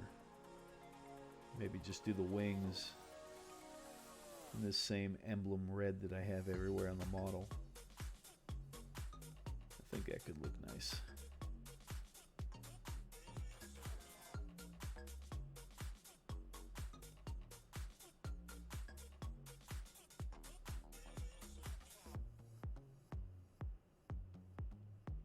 So just saturate it across the top, down this side, each one of these little wing fingers. I'm just sort of picking out more and more edging without really getting super specific. I think I'll save the fine detailing for when we start to add in the white and making it more pink. But I think already that's starting to read quite well. And we'll do the same, except it's going to be in some ways inverted on this side. Because like over here we're catching the light at the top of the wing, and on the towards the top it's all catching at the like at the edges, and so our highlights, our vibrancy is going to be focused on the outsides of the wings as opposed to where they kind of connect to the blade. It's going to be the opposite on the other side. I think one more little coat here and we're going to actually saturate the red.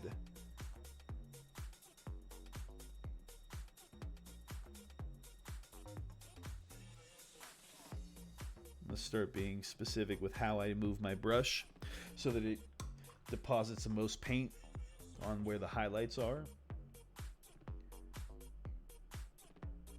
And for the most part, building up to this point, we're also going to get a smaller brush.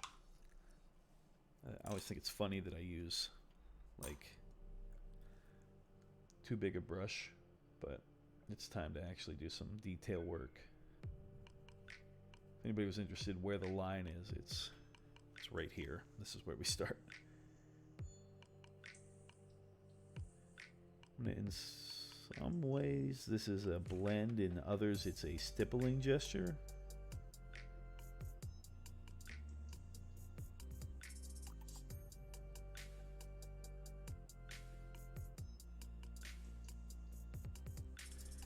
Hard with the smaller brushes because all the paint dries out so quick. They are, obviously they're super fine for the detail work, but gotta keep going back to the well.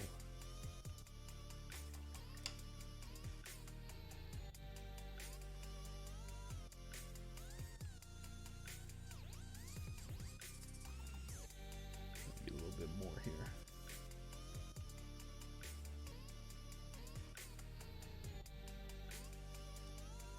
So tiny.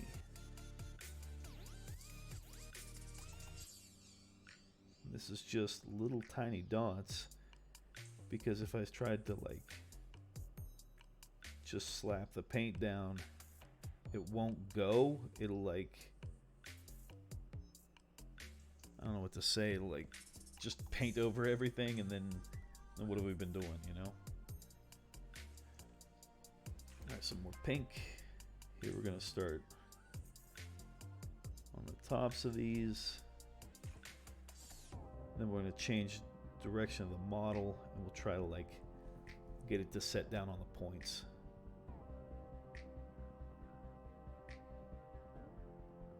Nope, paint's already dry. That's the way of it.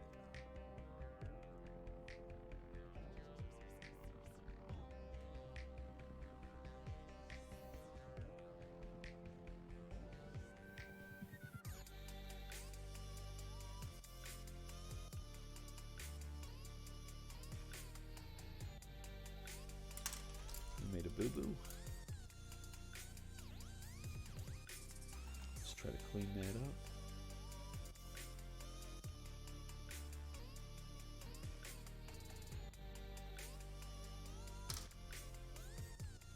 See if this paint hasn't dried yet. Nope, good to go. Such a weird thing to try to work with, this red color, because it turns pink or orange so quickly on you, but at the same time it's such a magical color, like it just jumps out at you. When executed correctly, it's like super striking.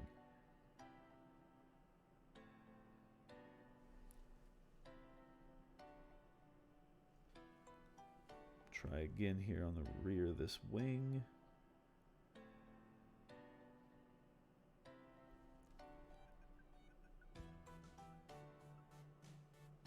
Yeah. Do the same thing over here. It's like layer after layer, it's going to build up more and more. Just adding a little bit more of that pinkish tone.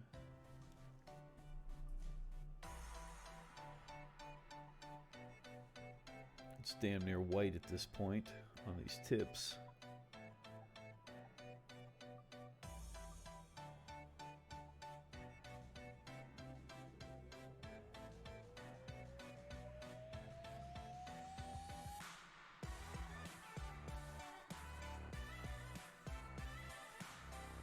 Super happy with the result at this point.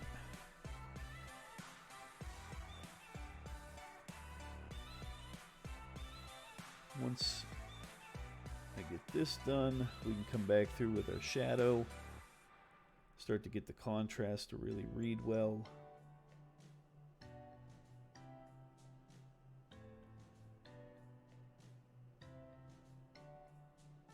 It's another thing that happens. You have to have your highlights and your shadows, or it just looks really bright.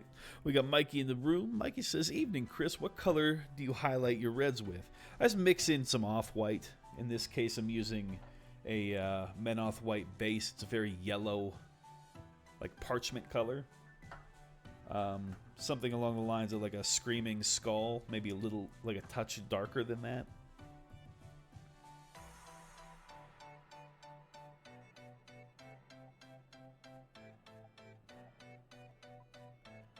Nothing super crazy. Just mix it into the red. Excuse me.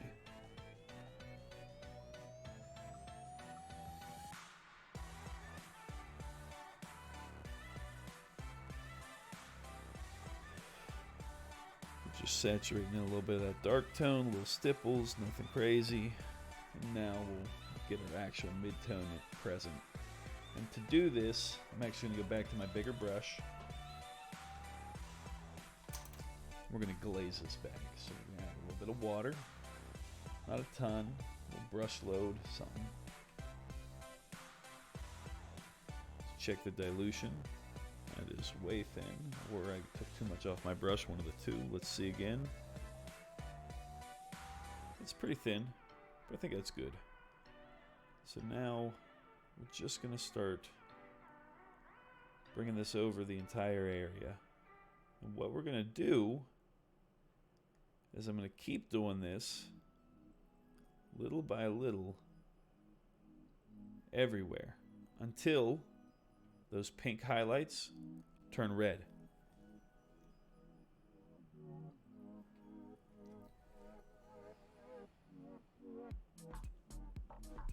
Because we want our reds to be vibrant, we just have to get that pink to dye red. And this will further saturate our shadow as well.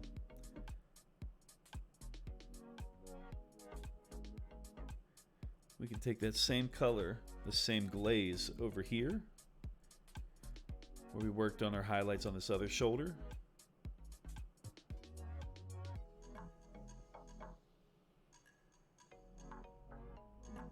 Get it on the leather strap. Amp services. What?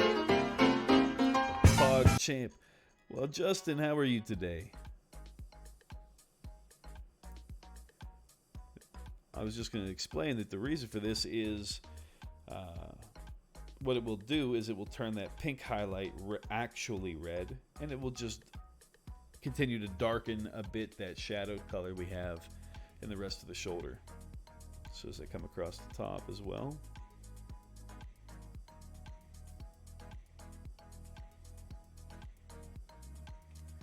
Amp says, "Hey! How are things out your way today?"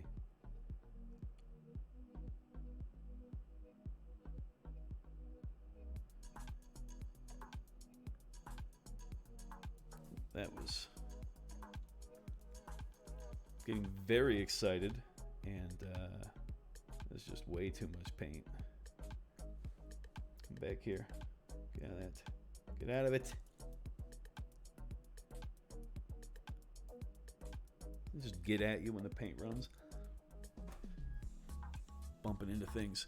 Amp says, "I think I may have found a fallen. I'm tired as hell, overslept by 2 hours. How's Mr. Pneumatic here?" I'm doing all right. What it is, out here working on things. I do not like this crest on his chest. I cannot find a way to like figure the sculpt out. It's a little soft, and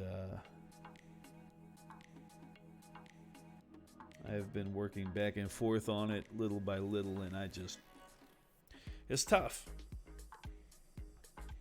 We'll get it.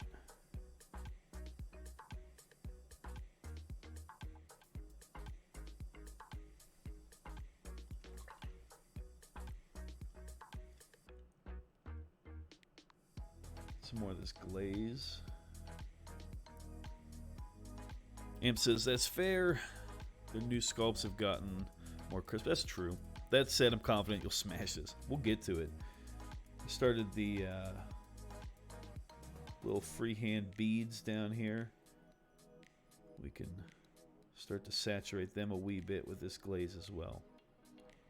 Everything with the red, I think, will benefit from a few coats of this. And then, actually, this just did something magical. So this was the coat. This was the last filter that did it, which probably means I should do it 2 or 3 more times. Right? Just do it 2 or 3 more times on that edge. Then I can take my pink, the actual pink, and very carefully tell me I can be careful. Let's see.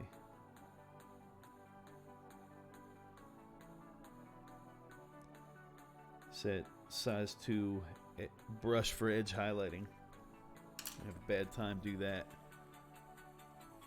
Amp's sending that cash out.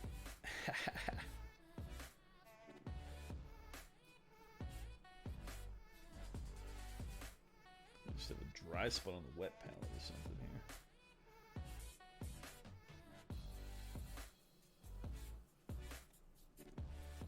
Amp says, "I'm usually not alive when you're on." Let me see if we can get this to play an optical illusion on us here.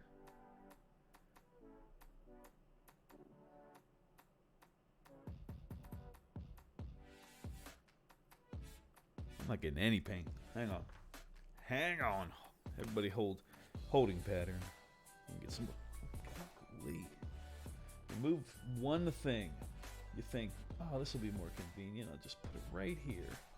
You don't realize how many times in a painting session you track through that area until you do it, and your elbow smacks everything.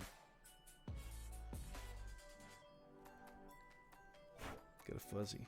All right, where are we at? We're in focus a wee bit. Let's see.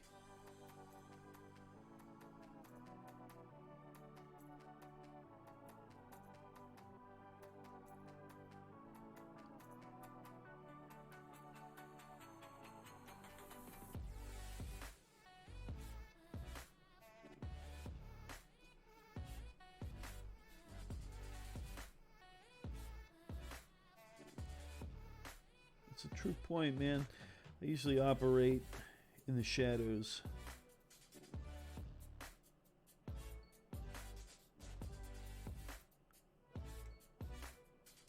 Such a fine line. Let's see.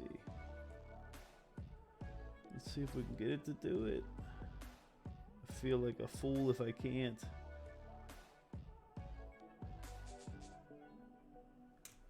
Oh, that's one. Oh, that's one line. I'm gonna do it. Amp says it's one of the major reasons I watched so much of Les back in the day. He was good, but had a very pleasant voice. Okay, you should jump ahead first into the video stuff and maybe even podcast. I think people would enjoy listening. Got one of those voices. That's what get me. That's what'll get me. The voices. The voices get us all. This lower one will be super easy, right? Because I can let the brush hang. So we cheat. I agonized over the hard one. Why is it that non-metallic metal is such an illusion? If you can just get your blends tight, all you've done is blended an edge. But then if you edge highlight it, you get this... something else happens. I don't know how to describe it.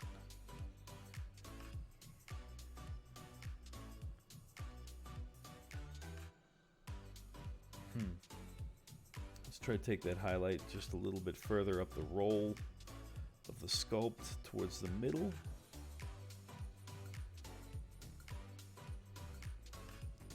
And how about now? Maybe one more.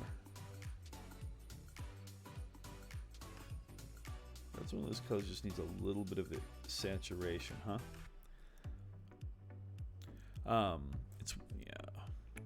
Amp says it's what you've just described. It's your next emote. Nomadic here with a magic wand, because that's basically what you just described. A little brush wand.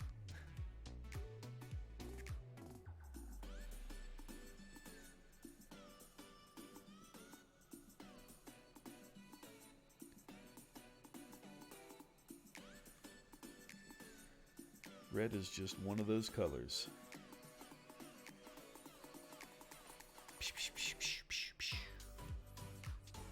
That's right. So we're going to do that. And now, back to the winglings. Let's see. Here on these edges. With an actual detail brush this time. Not the size 2 we have been using. Start drilling in on where we want these volumes to start taking place and how they're going to saturate.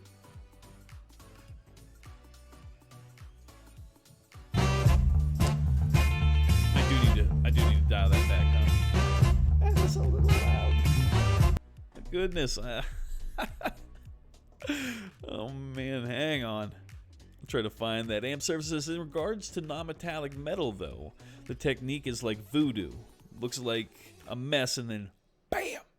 It's metal and everyone's crying. Kilarkt, K-I-L-A-R-Q-T. Kilarkt, thank you so much for that follow. Let me...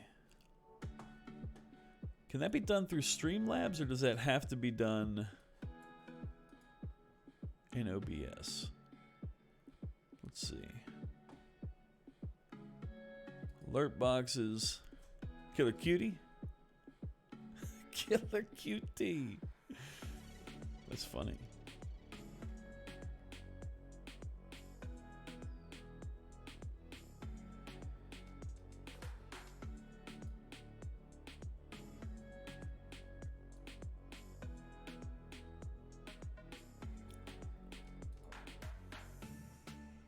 We're taking down 10%. I think that's the right way.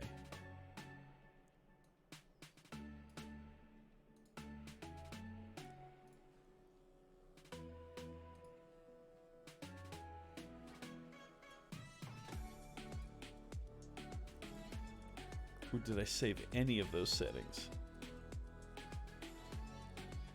Yeah, let's see. I'm gonna do a test follow, and you guys can tell me where we're at. Still a little loud, huh?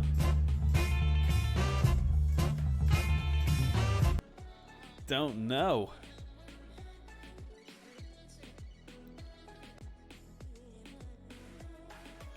%? About 8%.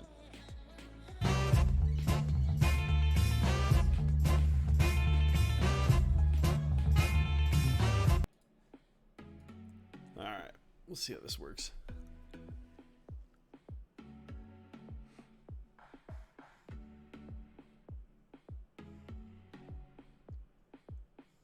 More and more of this pink is just turning salmon colored. Something super exciting about painting things for other people and making sure that it's just super, super pink. And that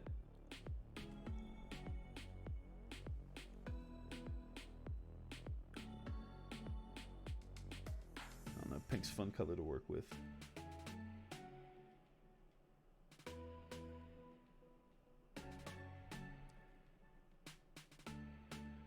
A bit of finger paint. Never hurt anybody. A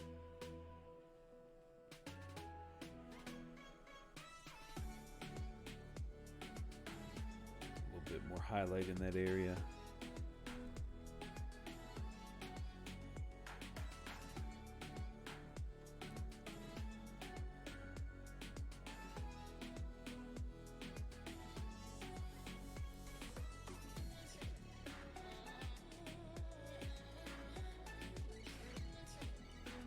How are these wings looking? Are they taking shape at all? I don't know. Let's see. One more round of highlights, right? I was joking about that being the hard and fast rule with red is like if you think it's finally saturated, probably coat it 2 more times.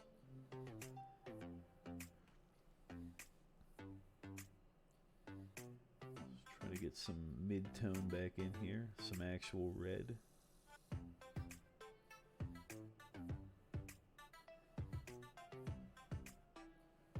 This is not super non-metallic so much as just a nice blended transition.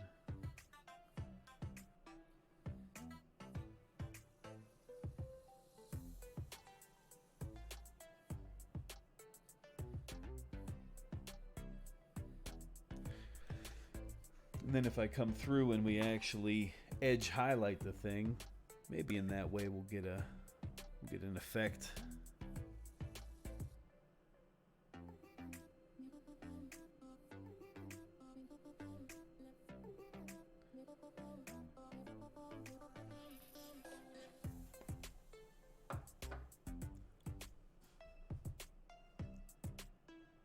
Let's see.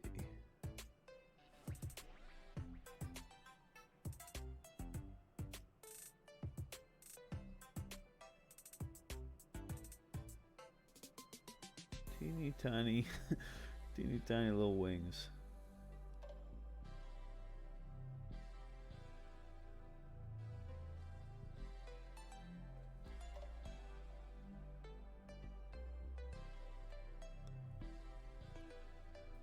Let's see. Perfect. Right out the gate with the boo-boo. How nice.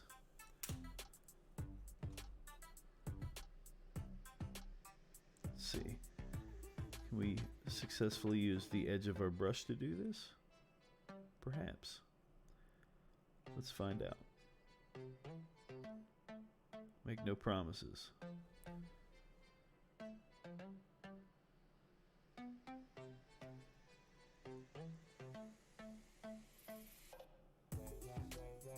Such a small area to work with.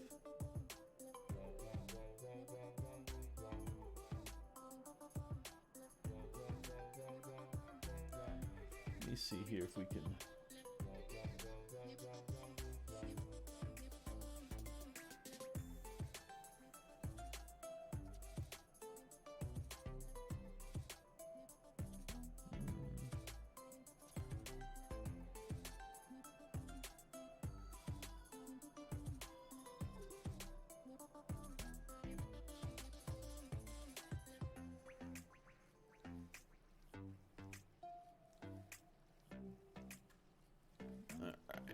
It's probably going to be about as sharp as we're going to get it.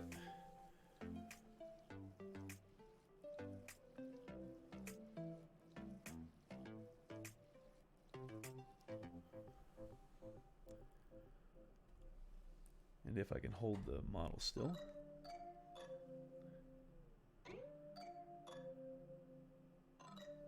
The problem with having this little amount of paint, like this fine brush, is that you can't have hardly any paint on it, and then it dries so fast. That's why I tend towards the larger brushes.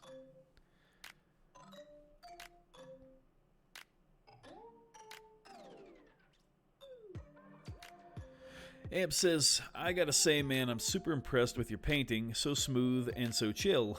Not only is your stream clean, image quality is dope, and your main page is also really tidy. I know it might not be much, but you really do deserve a pat on the back and some credit, man. So pumped to see you grow. Motivates me to improve and try harder to learn. Dude, you're an inspirational person. The reason we painted this. Skin tones terrify me. So we work on them. See? Just bounce them off the desk. But, yeah, clean mostly out of laziness, to be honest. You can't clutter something you've not been engaged enough to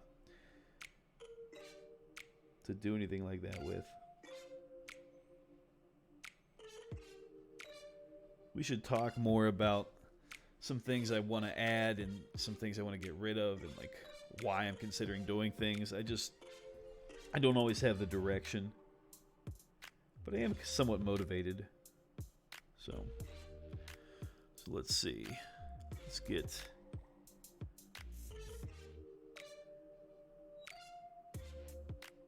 little bits to this wing tidied up here, and then we'll adjust. Amp says, sometimes simple is best though. Looking at your main page here, it's so smooth. Then I look at mine and it's like I have blocks of text and we both know no one is reading it. Amp says, also, I cannot wait to see this mini in person. We try to keep things smooth here. I don't know that I like the textures I added into the bottom of this. I may just make it just opaque and blended and be done. I was going to try and do some like beading or heavy threading, and I don't think it's right at this scale. I just don't. But it's that back and forth that helps you find things. I'm really vibing with some of this armor though.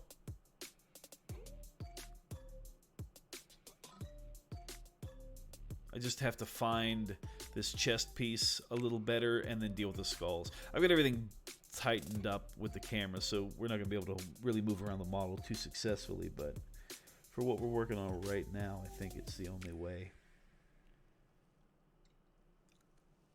Also, I need to get like a big kid portion of paint out of this pot. I keep grabbing just the smallest amount. It's not cutting it.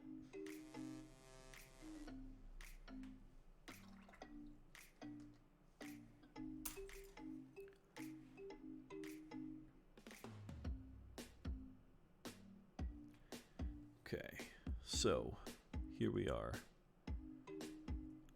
Reds look great as well. Thank you. The subtle blue-gray hue is sick. You like that? Little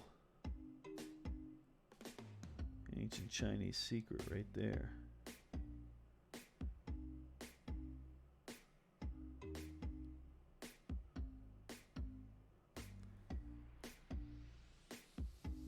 I just want to rip this line. I've been nervous, so let's do it. Let's do it and not fail.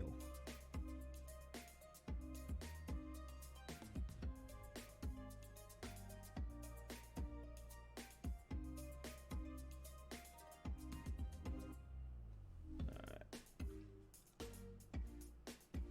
Also gonna come back through that glaze and try to find that mid-tone again.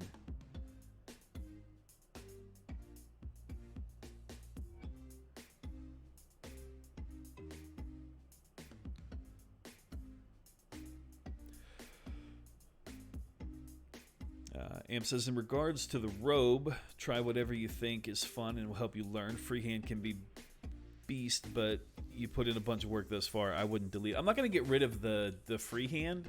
Let me see if I can zoom it in. You can see these little white dots that are in it now.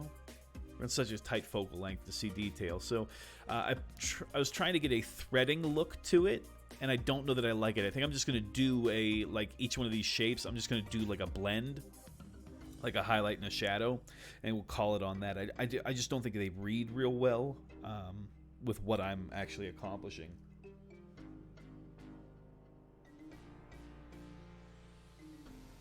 Let that dry a little bit. I'm going to come over here and start picking out some details. To my earlier point, this crazy thing about red is that this is not a highlight color. This is the same color that was previously put on here. It's just a second coat. It's now painting over itself and not black. It's starting to saturate. Amp says, I'm getting a kind of Native American bead vibe from the reds there. Yeah, I'm trying. Will it work? I don't know.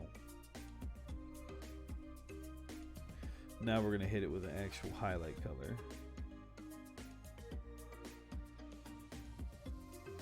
Try to separate pretty immediately this upper portion from the lower wing. I think that, to me, the Dark Angels in general have a native vibe.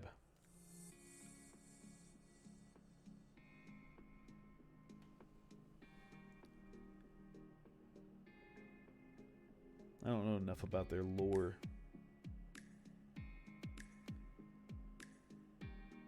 Just all the feathers and such. Then we'll grab a little bit more of this highlight. We got Xeno Paradox in the room. Says, for those of us that don't chase a non-metallic dragon, can you mix metallic paints? Mix metallic paints. You sure can. I use true metallics. I'll mix in like lighter and darker colors often with them to control their opacity. Like right here, we've got a true metallic gun, and I'm doing, not to say a non-metallic effect, but we're doing like highlighted paint beside it.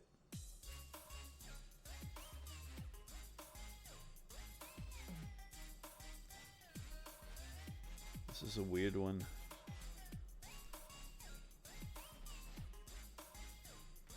Trying to get some fresh paint here.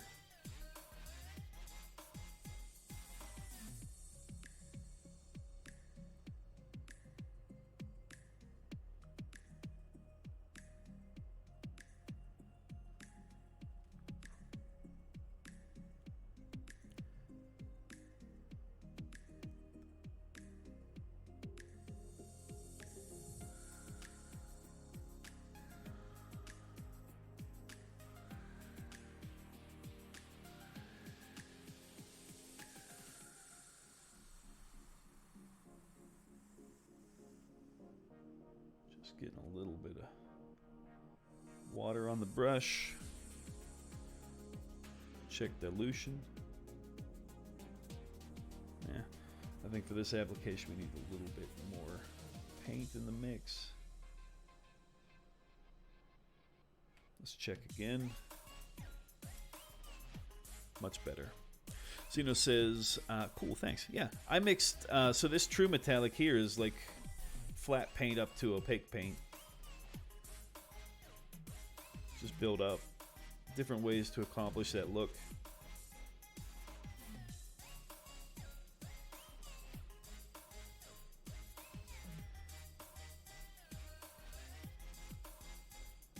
Glazing this red bag again.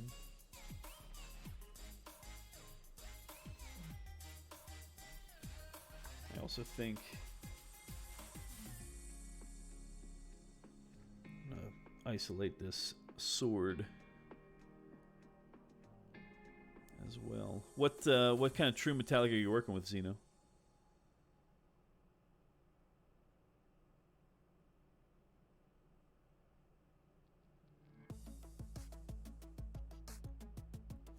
I think I want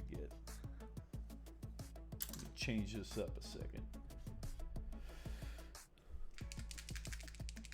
I have that on the palette already. A little more black maybe will do the trick. Get a neutral gray going, and then maybe that'll do the trick.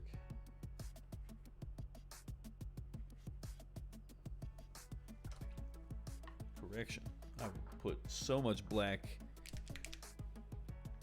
that the Othin is now a very dark gray.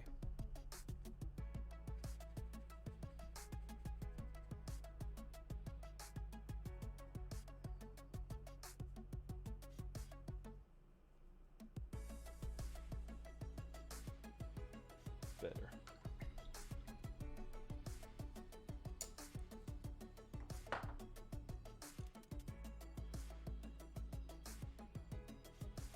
Actually, let's come back in with a good sized brush first.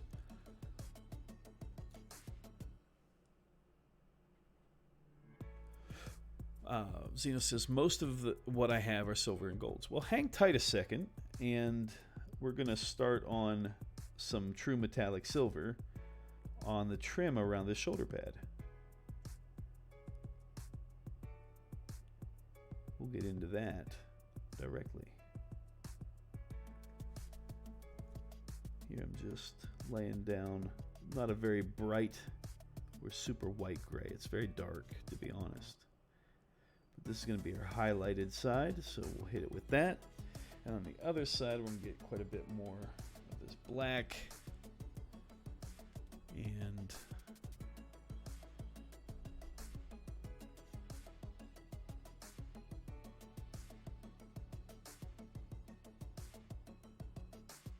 I think that will do that. Okay.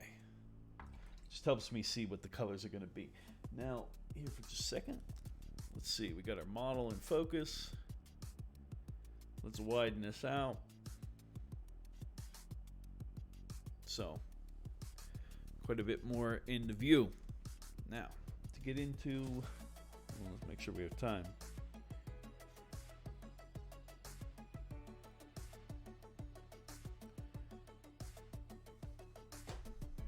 Mrs. Nomadic is out with her mother, and she's letting me know that they may be getting into more things than she expected. Subtle difference. All right, so for these metallics, I've used Citadel's Lead Belcher as my base. It's a pretty dark metallic. Let me make sure we're mixed up here. Here we go. It's a nice metallic color. Not a ton of what we have going on. Not a ton of what we got going. What does that even mean? Not not a ton going on with it here. It's just a pretty nice, darker kind of steel tone. And then two things I've been using on top of that. One, I've been highlighting it with Vallejo Model Air's aluminum. This is a very pure looking silver. I don't know a brighter silver. And so that's what I'm going to lay down on my palette right now. We're going to put a spot of this aluminum down and then a good sized globule of this Lead Belcher. Now, obviously, you'd be using whatever kind of colors you want to use as you paint, like whatever colors you're working with to get your silver tones. I know some people have rules about metallics and on wet palettes, and I don't care. I put them on the wet palette. Now, because silver to me has a lot of black in it, with a gold, they would likely have some brown to them. Whether that brown is more muted, like an umber, or more red in tone, that just depends on the gold you're using. Now, what we're going to take is a little bit of black, and we're going to start mixing these colors together. Metallic paints have resin flecking in them, and that resin can be quite abrasive, and so a dab will do you in terms of tinting paint. So we're going to take a little bit of black, and we're actually going to mix tiny little tip loads of that Lead Belcher into the black to further darken it.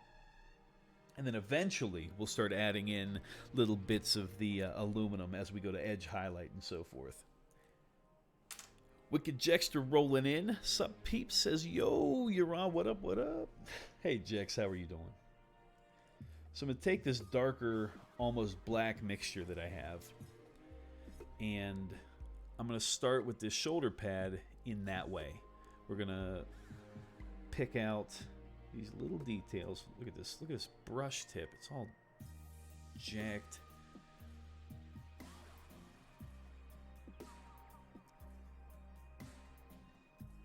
But yeah, we're going to pick out these areas here. I don't recall exactly what I base coated this with, but it's been painted over and whatnot, so a little bit of rebasing it is probably a good thing. I just put it down as like a placeholder. Uber Reams showing up. Hey. Welcome back. Unless you've been lurking, and then thank you. Jack says, good, thanks. Hey ya.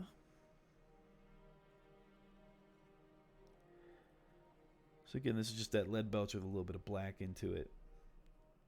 And smoothing things out between what we had. We got that black, blue, green mixture kind of layering up on us. We've got little bits of the white robe shining through, all this stuff. So, we're just getting a nice even base here. Very careful not to have that happen. Goodness. It's going to break my heart. Come off. All right. So, now I'm going to grab a little bit of actual lead belcher. We're going to sort of start to assign our little highlighted areas. And so up here towards the middle, we want more shine. So that's what we're going to do. We're going to paint a little bit of that pure belcher up here on the little nubules going back, just like so. Down here in the corners, up the top. Nothing crazy, nothing definitive. Just block it in. Don't get too excited. Here across the top, we're going to do the same thing. Little bits of that. Celis Hunter with a gifted sub from AMP Services. Look out. Justin, thank you so much.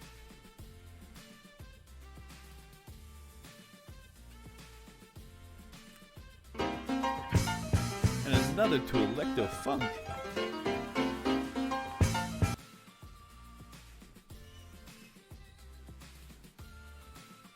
Gifts abound.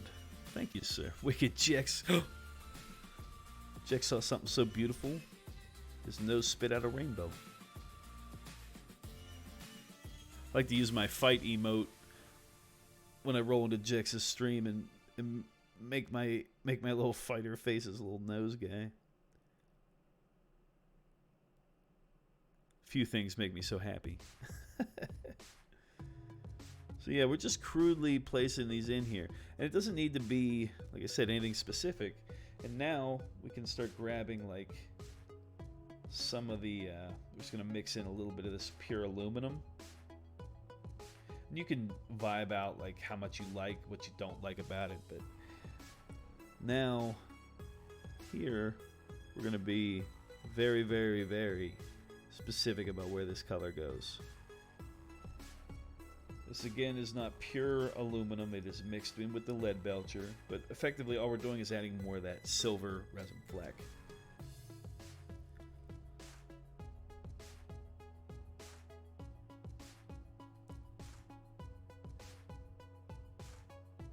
Little bits on the edges, all the way up on these, and it will look nice. It's going to edge a little what we have going on here.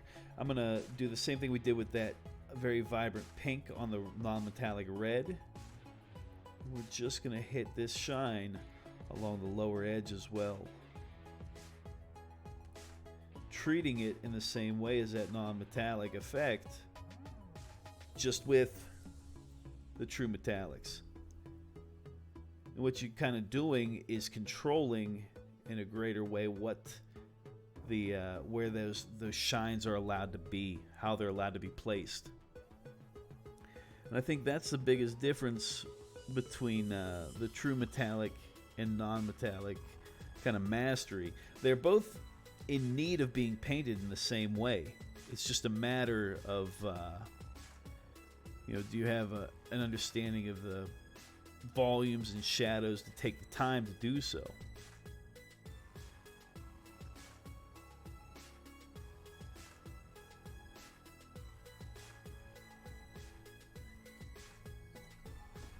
Talk says, seems to be roughly the same process as glazing and highlighting and making specific things pop. It's absolutely, it's all the same, truthfully. It's just a matter of, taking the time to do so. Now, I'm opening up some Nuln Oil. Everybody hold their breath. I want to see any sneezing. Nobody move. I'm going to take this, very carefully allow it to enhance our shadows. And because it's a matted kind of finish, this will actually steal away a bit of that shine. So we can come back through and do a very, very controlled edge highlight.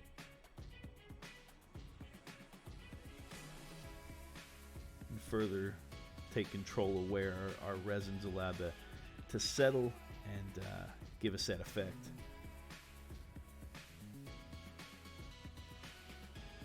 Steal away these little areas here on the bag. I don't know what I want to do with this just yet, but I have to figure something out soon.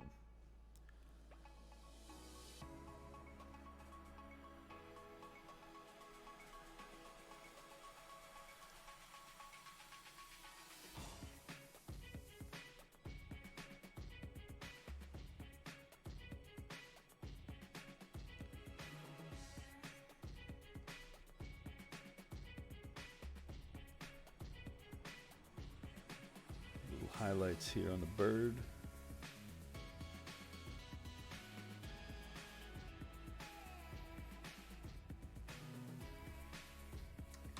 Right before I start to grab some more of this controlled shade color. Remember, probably not too many of you were in here when we started, and I was working on the sort of rust effect on the gun. But I did find some tones that I really liked, and I think now is the time to get back into it and start to apply those colors. Let me check very quickly on my thumb. So this is, like a green kind of shadowy rusty color mixed in with our lead belcher. I'm gonna, from the bottom, start applying that little by little.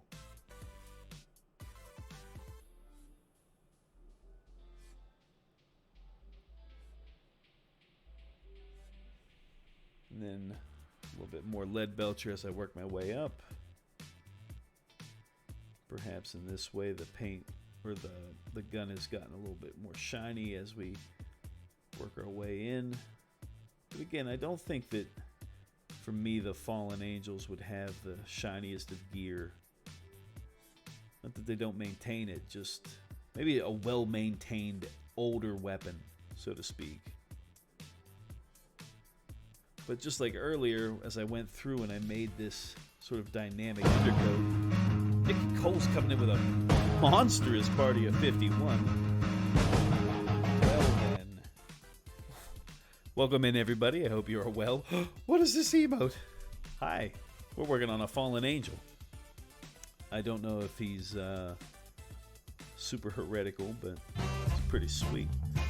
Full of paranoia, thank you. Let me turn this. I'm gonna turn down everything real quick.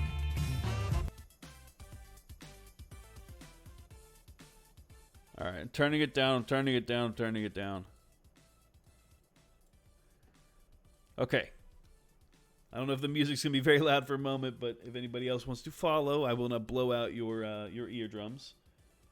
We've dialed back the sounds, hopefully.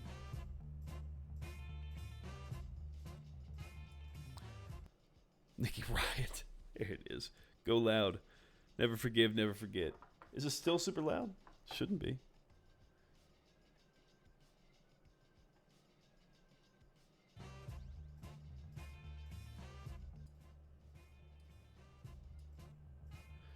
No, it's not. Okay, cool. No, it's good. Good, good, good. I don't know if the music's going to be completely dead for a minute, but we'll get that sorted out. Welcome in, everybody. Hopefully you're having a wonderful day. I'm going to add a little bit of this. What happened to the lead belcher? Why does the lead belcher always run? Is that what happens? There it is. You get excited, things dive off. Thank you for following. We got Teague like League. No, it's not. Okay, good, good, good. AV6 Scott. Scott says, what's on the hobby table today? We're working on a Fallen Angel. We're talking non-metallic versus true metallic approaches to painting. We're working on, just chatting for the most part, hanging out, getting some work done. All this good stuff. Right now I'm mixing in some kind of purple and green rusty colors as I go through and add it to this lead belcher and try to work some highlights in an interesting way. What was on the table for you today, Nikki? We got Mikey Vengeance says that clogging pun awful. Closing pun. Nikki says, I wish you guys could have heard my sigh. Oh no. Scott says, I was building some Arena Rex and Tau. There you go. Nikki says, I was painting up gauze today. Orchid Love. And Scott built 1 million models. He put together roughly 1 million models. You know, I really liked the idea of this purple. I don't know that I love it. I don't know that it's doing what I wanted it to do. Purple, you might be going by the wayside. It's all part of the process, though.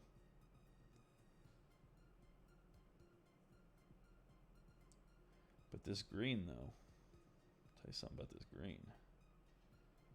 Forget it. We'll leave a little bit of that purple in there.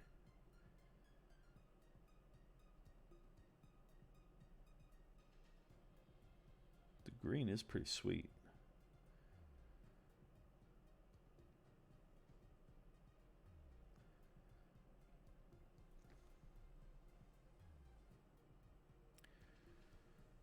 $9 million models. Okay. Never take 8 million things away from somebody. I don't think they'll take it well.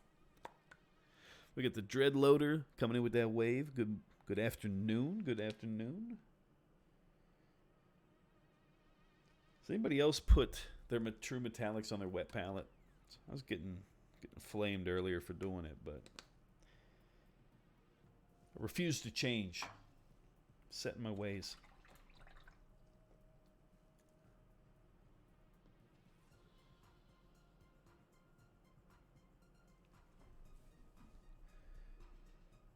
All right, I don't know if this is going to be wet enough to still blend, but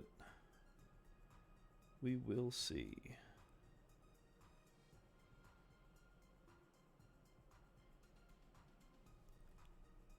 I hope everybody coming in has been having a good afternoon.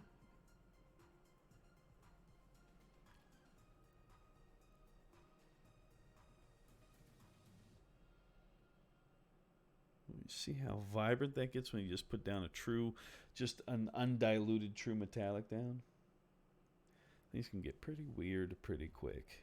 But let's just take and push that line back a little bit. Sort of erase it back. How about that? That, however, looks pretty good.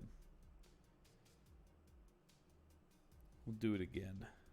Let's push it back a little bit more.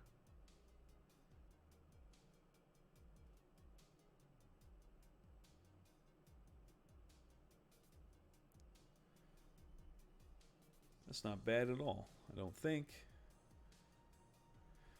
Let's grab the next one. So, Paradox says, I put true metallics on my wet palette. I'm torn about how that survives versus how quick it dries on a regular palette. Yeah, to me, it's not as if it doesn't, it's not going to last hours, but it will It will keep my paint active longer, like while I'm working.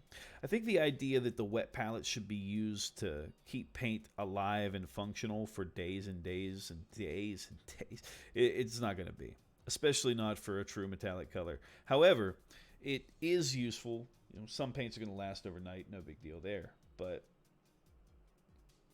I don't know. I think I just keep doing it.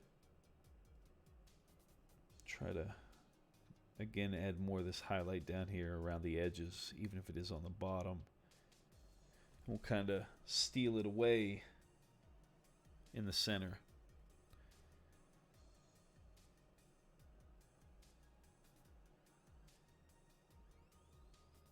Tap, tap, tap. One nice thing about this stippling gesture is that it will not make an even coat of anything.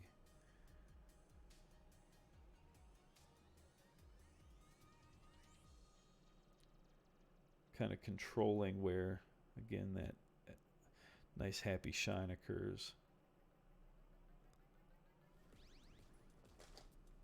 Let me see what we have going on here.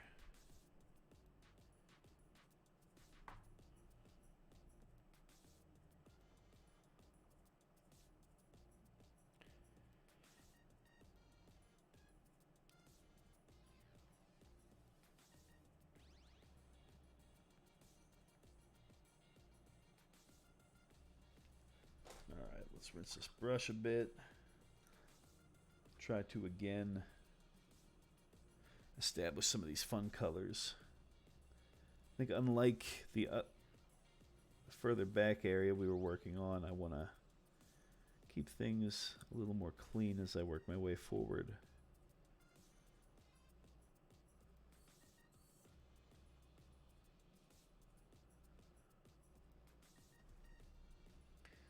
I don't know exactly what I want to do with the top of the gun just yet. I think a heat effect could look very, very nice, but I don't want to overstep with that and have it come across like too aggressive and not read well.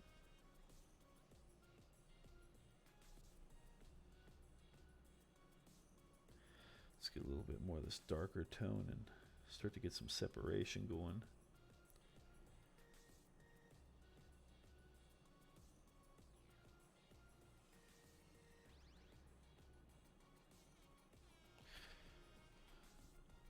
Then, I don't know that I have any black on my palette right now, but perhaps some of this pure green color that I've been using, this dark green rust, maybe that will suit back here in the recesses. We'll find out.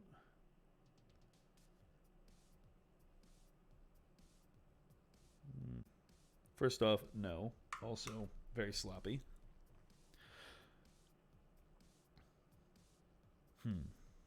Also, I think just a wee bit of this would go a long way, perhaps a very long way, in terms of tidying up where I overpainted here.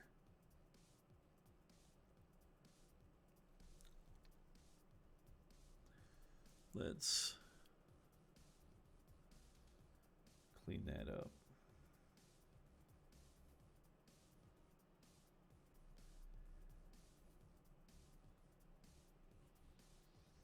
Big tidies.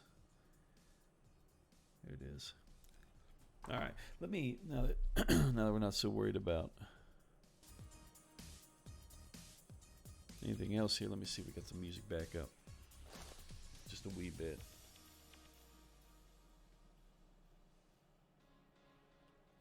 What do we have here?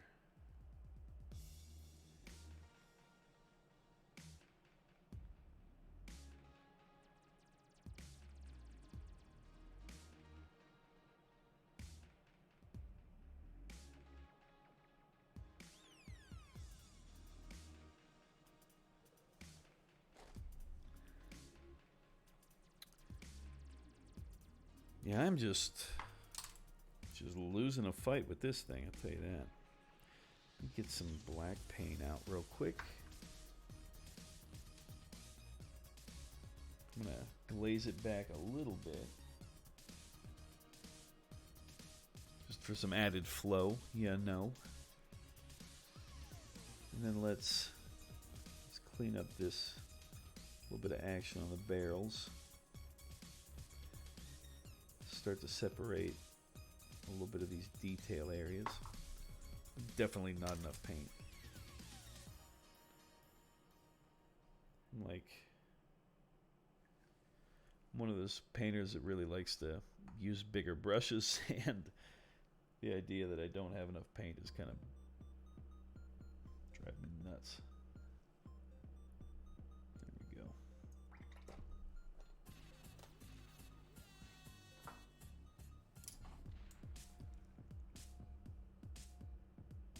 All right, now we ought to have enough to get things jamming.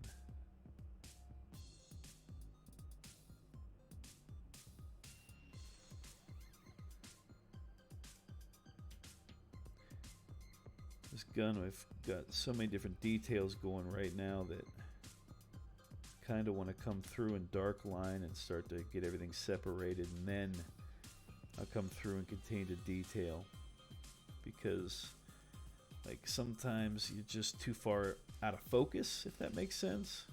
And until you dark line, things don't appear to be in focus. So I should have been doing this all along.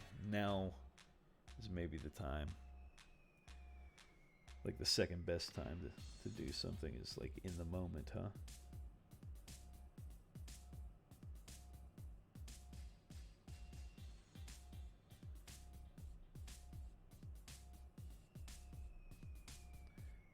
This track is horrific.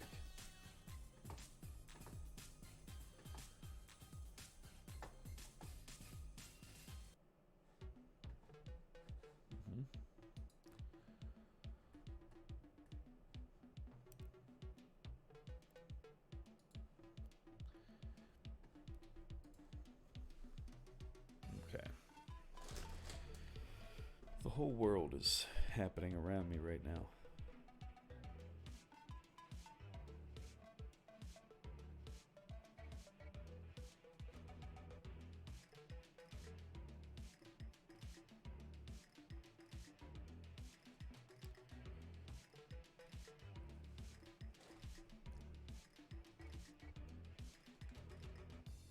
Let's see. Yeah, I think we're going to continue along the same lines and start to separate these different areas of the gun.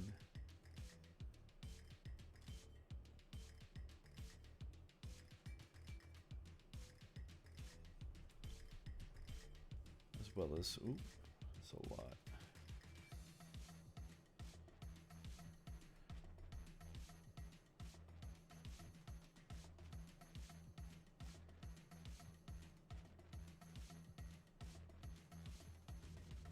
Further try to steal away some of this metallic effect in some of these areas, and then should be able to come back through and build them up again as we choose.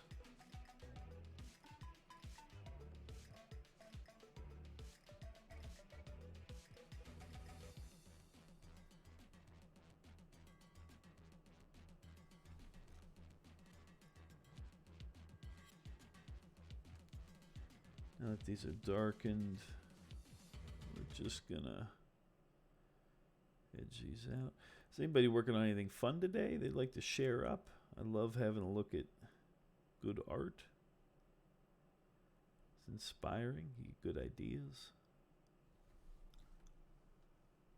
Love to have a peek.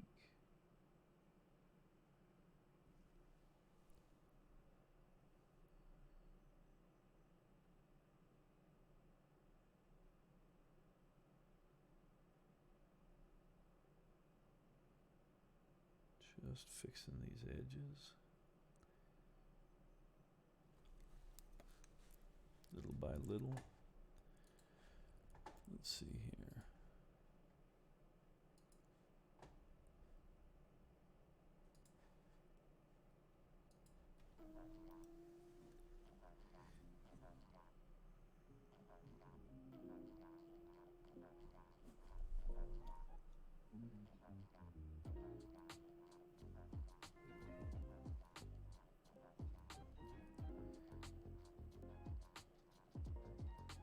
Just bolstering this highlight in here.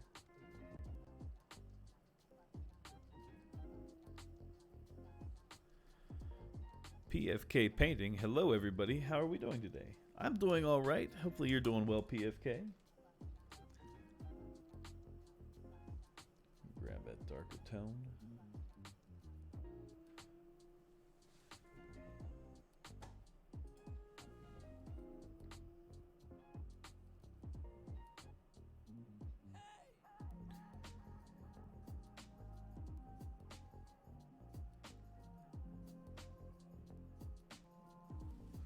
We're going to need a little bit more paint, I think.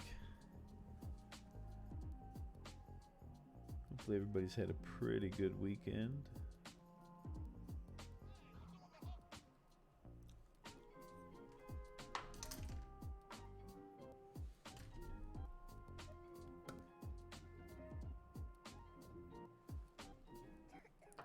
Just trying to pick out some more of these little parts of the model.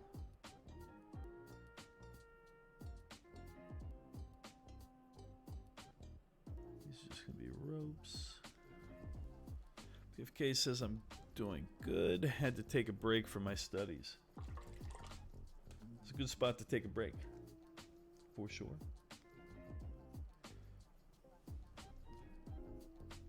We'll just block this area in that dark green tone we were using before.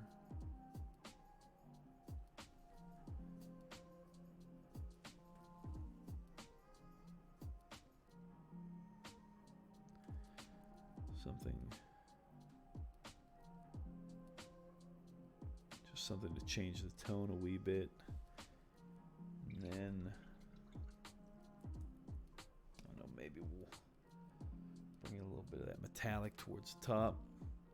One of the best spots.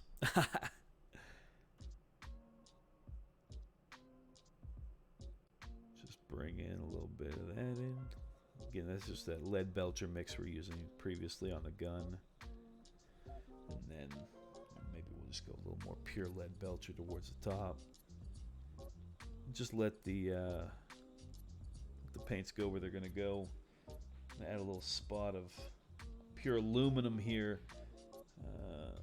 Look like a little bit more. We'll do a little bit more of it. It's going to be pretty stark, but again, just in these few areas across the top, maybe we can identify some lower portions of these, like little shapes here that might pick up a little bit on the on that highlight color. We'll just let that dry.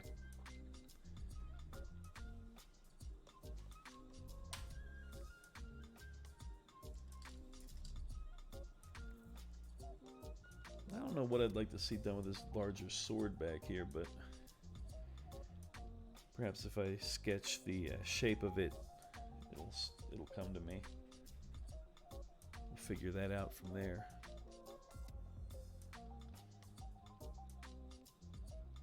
I don't know.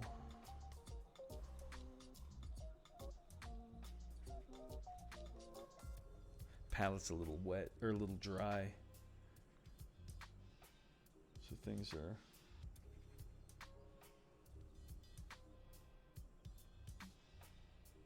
not flowing the best for me right now, but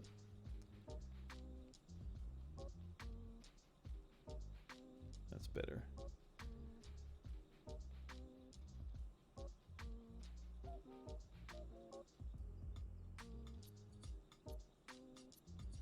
Sometimes you just need some help to find the shape of the sculpt, and then things will start to make more sense, and you can go from there.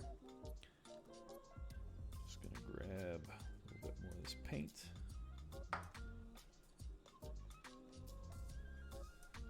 Just a little bit more black to go into the mix. Start sketching in where maybe things would be darker versus lighter.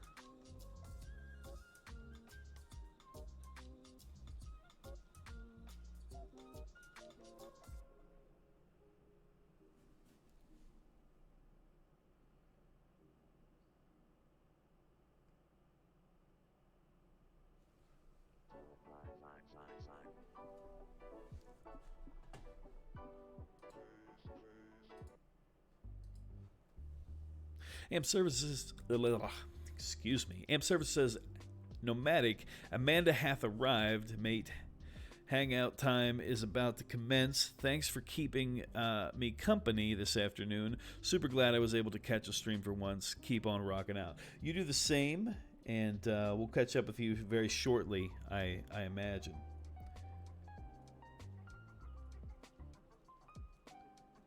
We're just going to sketch in these darker areas, and then I'm sure we'll...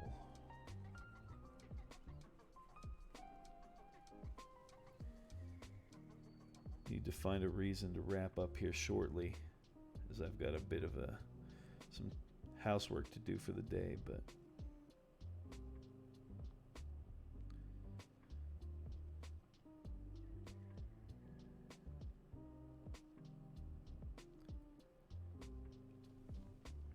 it's always interesting trying to block in these kinds of transitions.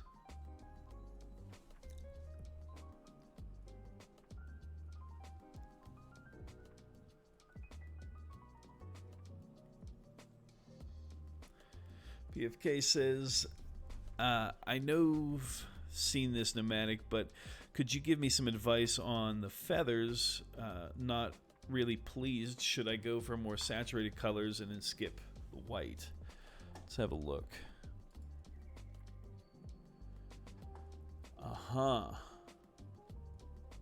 You know, you have this beautiful blend beneath this red to kind of black looking feather blend. And then you've picked out the anatomy of the feather really well. But what you haven't done is changed up what you're highlighting the feathers with. So you took the time to work like with the red into the black. Beautiful. Love the idea. But then you're highlighting the feather with the same color the whole way, it looks like. Is that what I'm seeing, at least? Where it might make sense for you to actually pick like multiple highlighting colors and go from there. Like if you were going to go, for me, red to black, or like a red or a green, whatever your two colors are. Thank you for that follow, Kawasinka. Yeah, you're seeing the right thing. So what we have here is a blend of one color into the next, but your highlight color's uniform the whole way, where you may want to pick out those details, you might want to mix up like a brightened, like take your blend, if you have it on your wet palette, if you have your colors blended out from like red to black, perhaps you take like a highlighted color of all of that and work your highlights the whole way back so that they shift. So you've got a highlighted red up top and a highlighted black in the back. If you want to stick with blue, perhaps you work a brighter blue in the red and a darker blue in the black. It would give you that same kind of effect. And I think that might be what your eye's looking for. I'd do it on one of your feathers and see if you agree. Another thing that would be beneficial would be to take whatever color your feather is. So like you have that red to that black, it might be beneficial as you work your highlights to take a glaze of the color that you're currently working over and actually pull it over top to further brighten it. To me, I typically, if I was going to paint a feather, over that red, I would have like a very pink tone, like I do here on, like for example, this shoulder pad. We got this red highlighted with pink.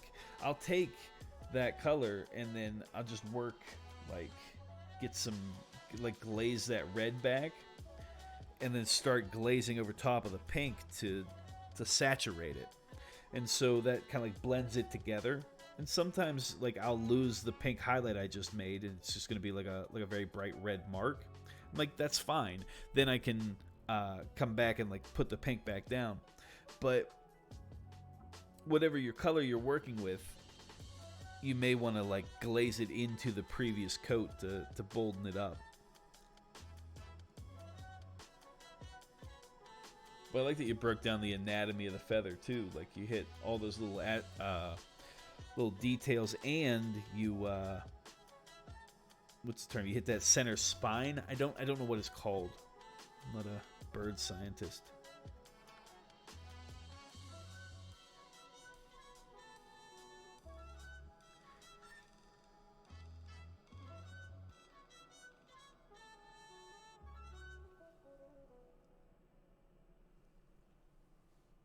Just get this laid in, and then we'll cover what you're saying your problem is.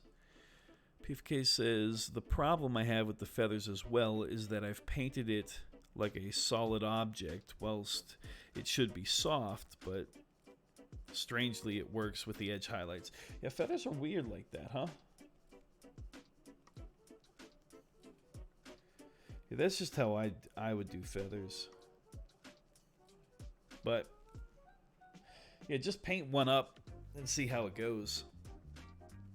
The last feather I did was green blended into red, so nice contradicting colors. And I used like an off brown to highlight the green.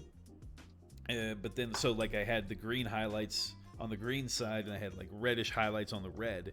And then I would just, like, I had a little bit of the mid-tone red sitting off there glazed. And so as I would highlight, I would just glaze it back. And so they would kind of blend in, and then I'd highlight again and then glaze them back in. And so it had like this textured, layered textured effect. It's a good way to do that. And I've seen that executed well by other painters. Far better than I. That's probably why I was doing it, to kind of in some way emulate their success. Yeah, I think we've got that where it wants to be. I really like what you have going on with the staff. I know you're working on your feathers right now, but that staff is killer.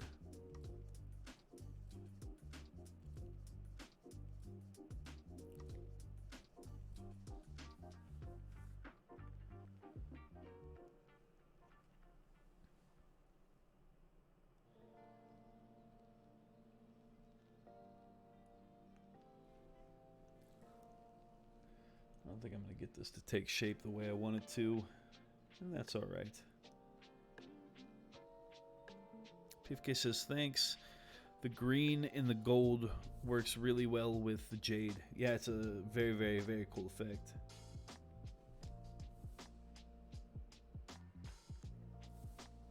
We could just...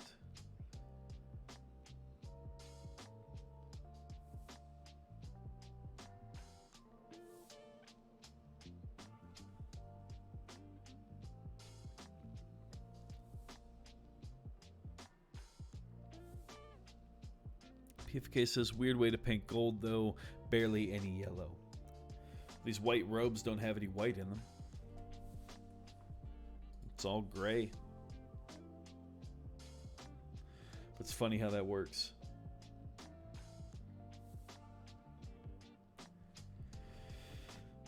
Yeah, I think things are coming along here. But it is time for us to probably locate a rating target.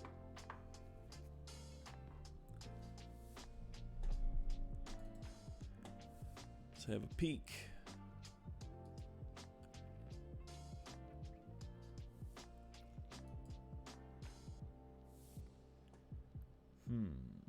Who to raid?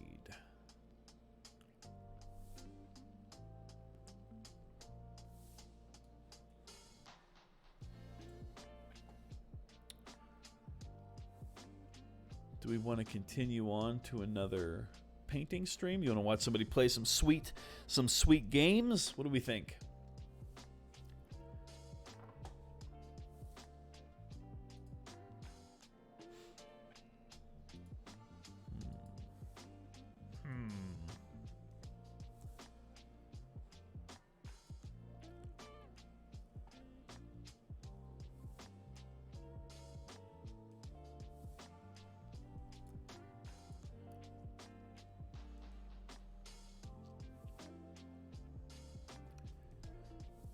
I'll vote painting.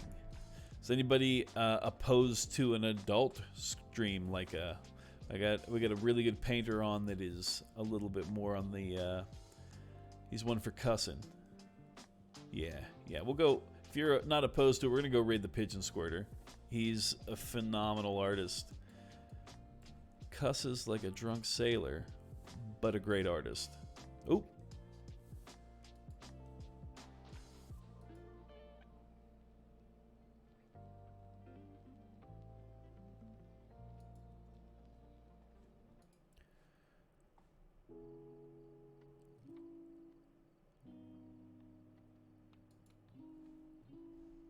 Yeah, sorry for anybody that's not a subscriber. I did not mean to click the add button.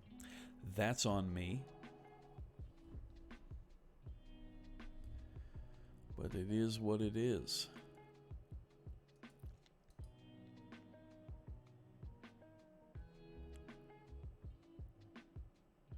Just ride this ad out, and then we're going to go see the Pigeon Squirter. He's a very talented artist. Sees colors in a way that I wish I could, for sure.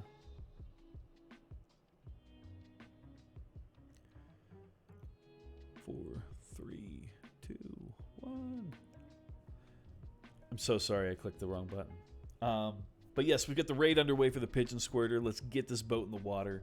For those of you that are subscribers, when you get there, spam those emotes, let them know where you're from, and hopefully he's getting some good paint on. Let's go check it out.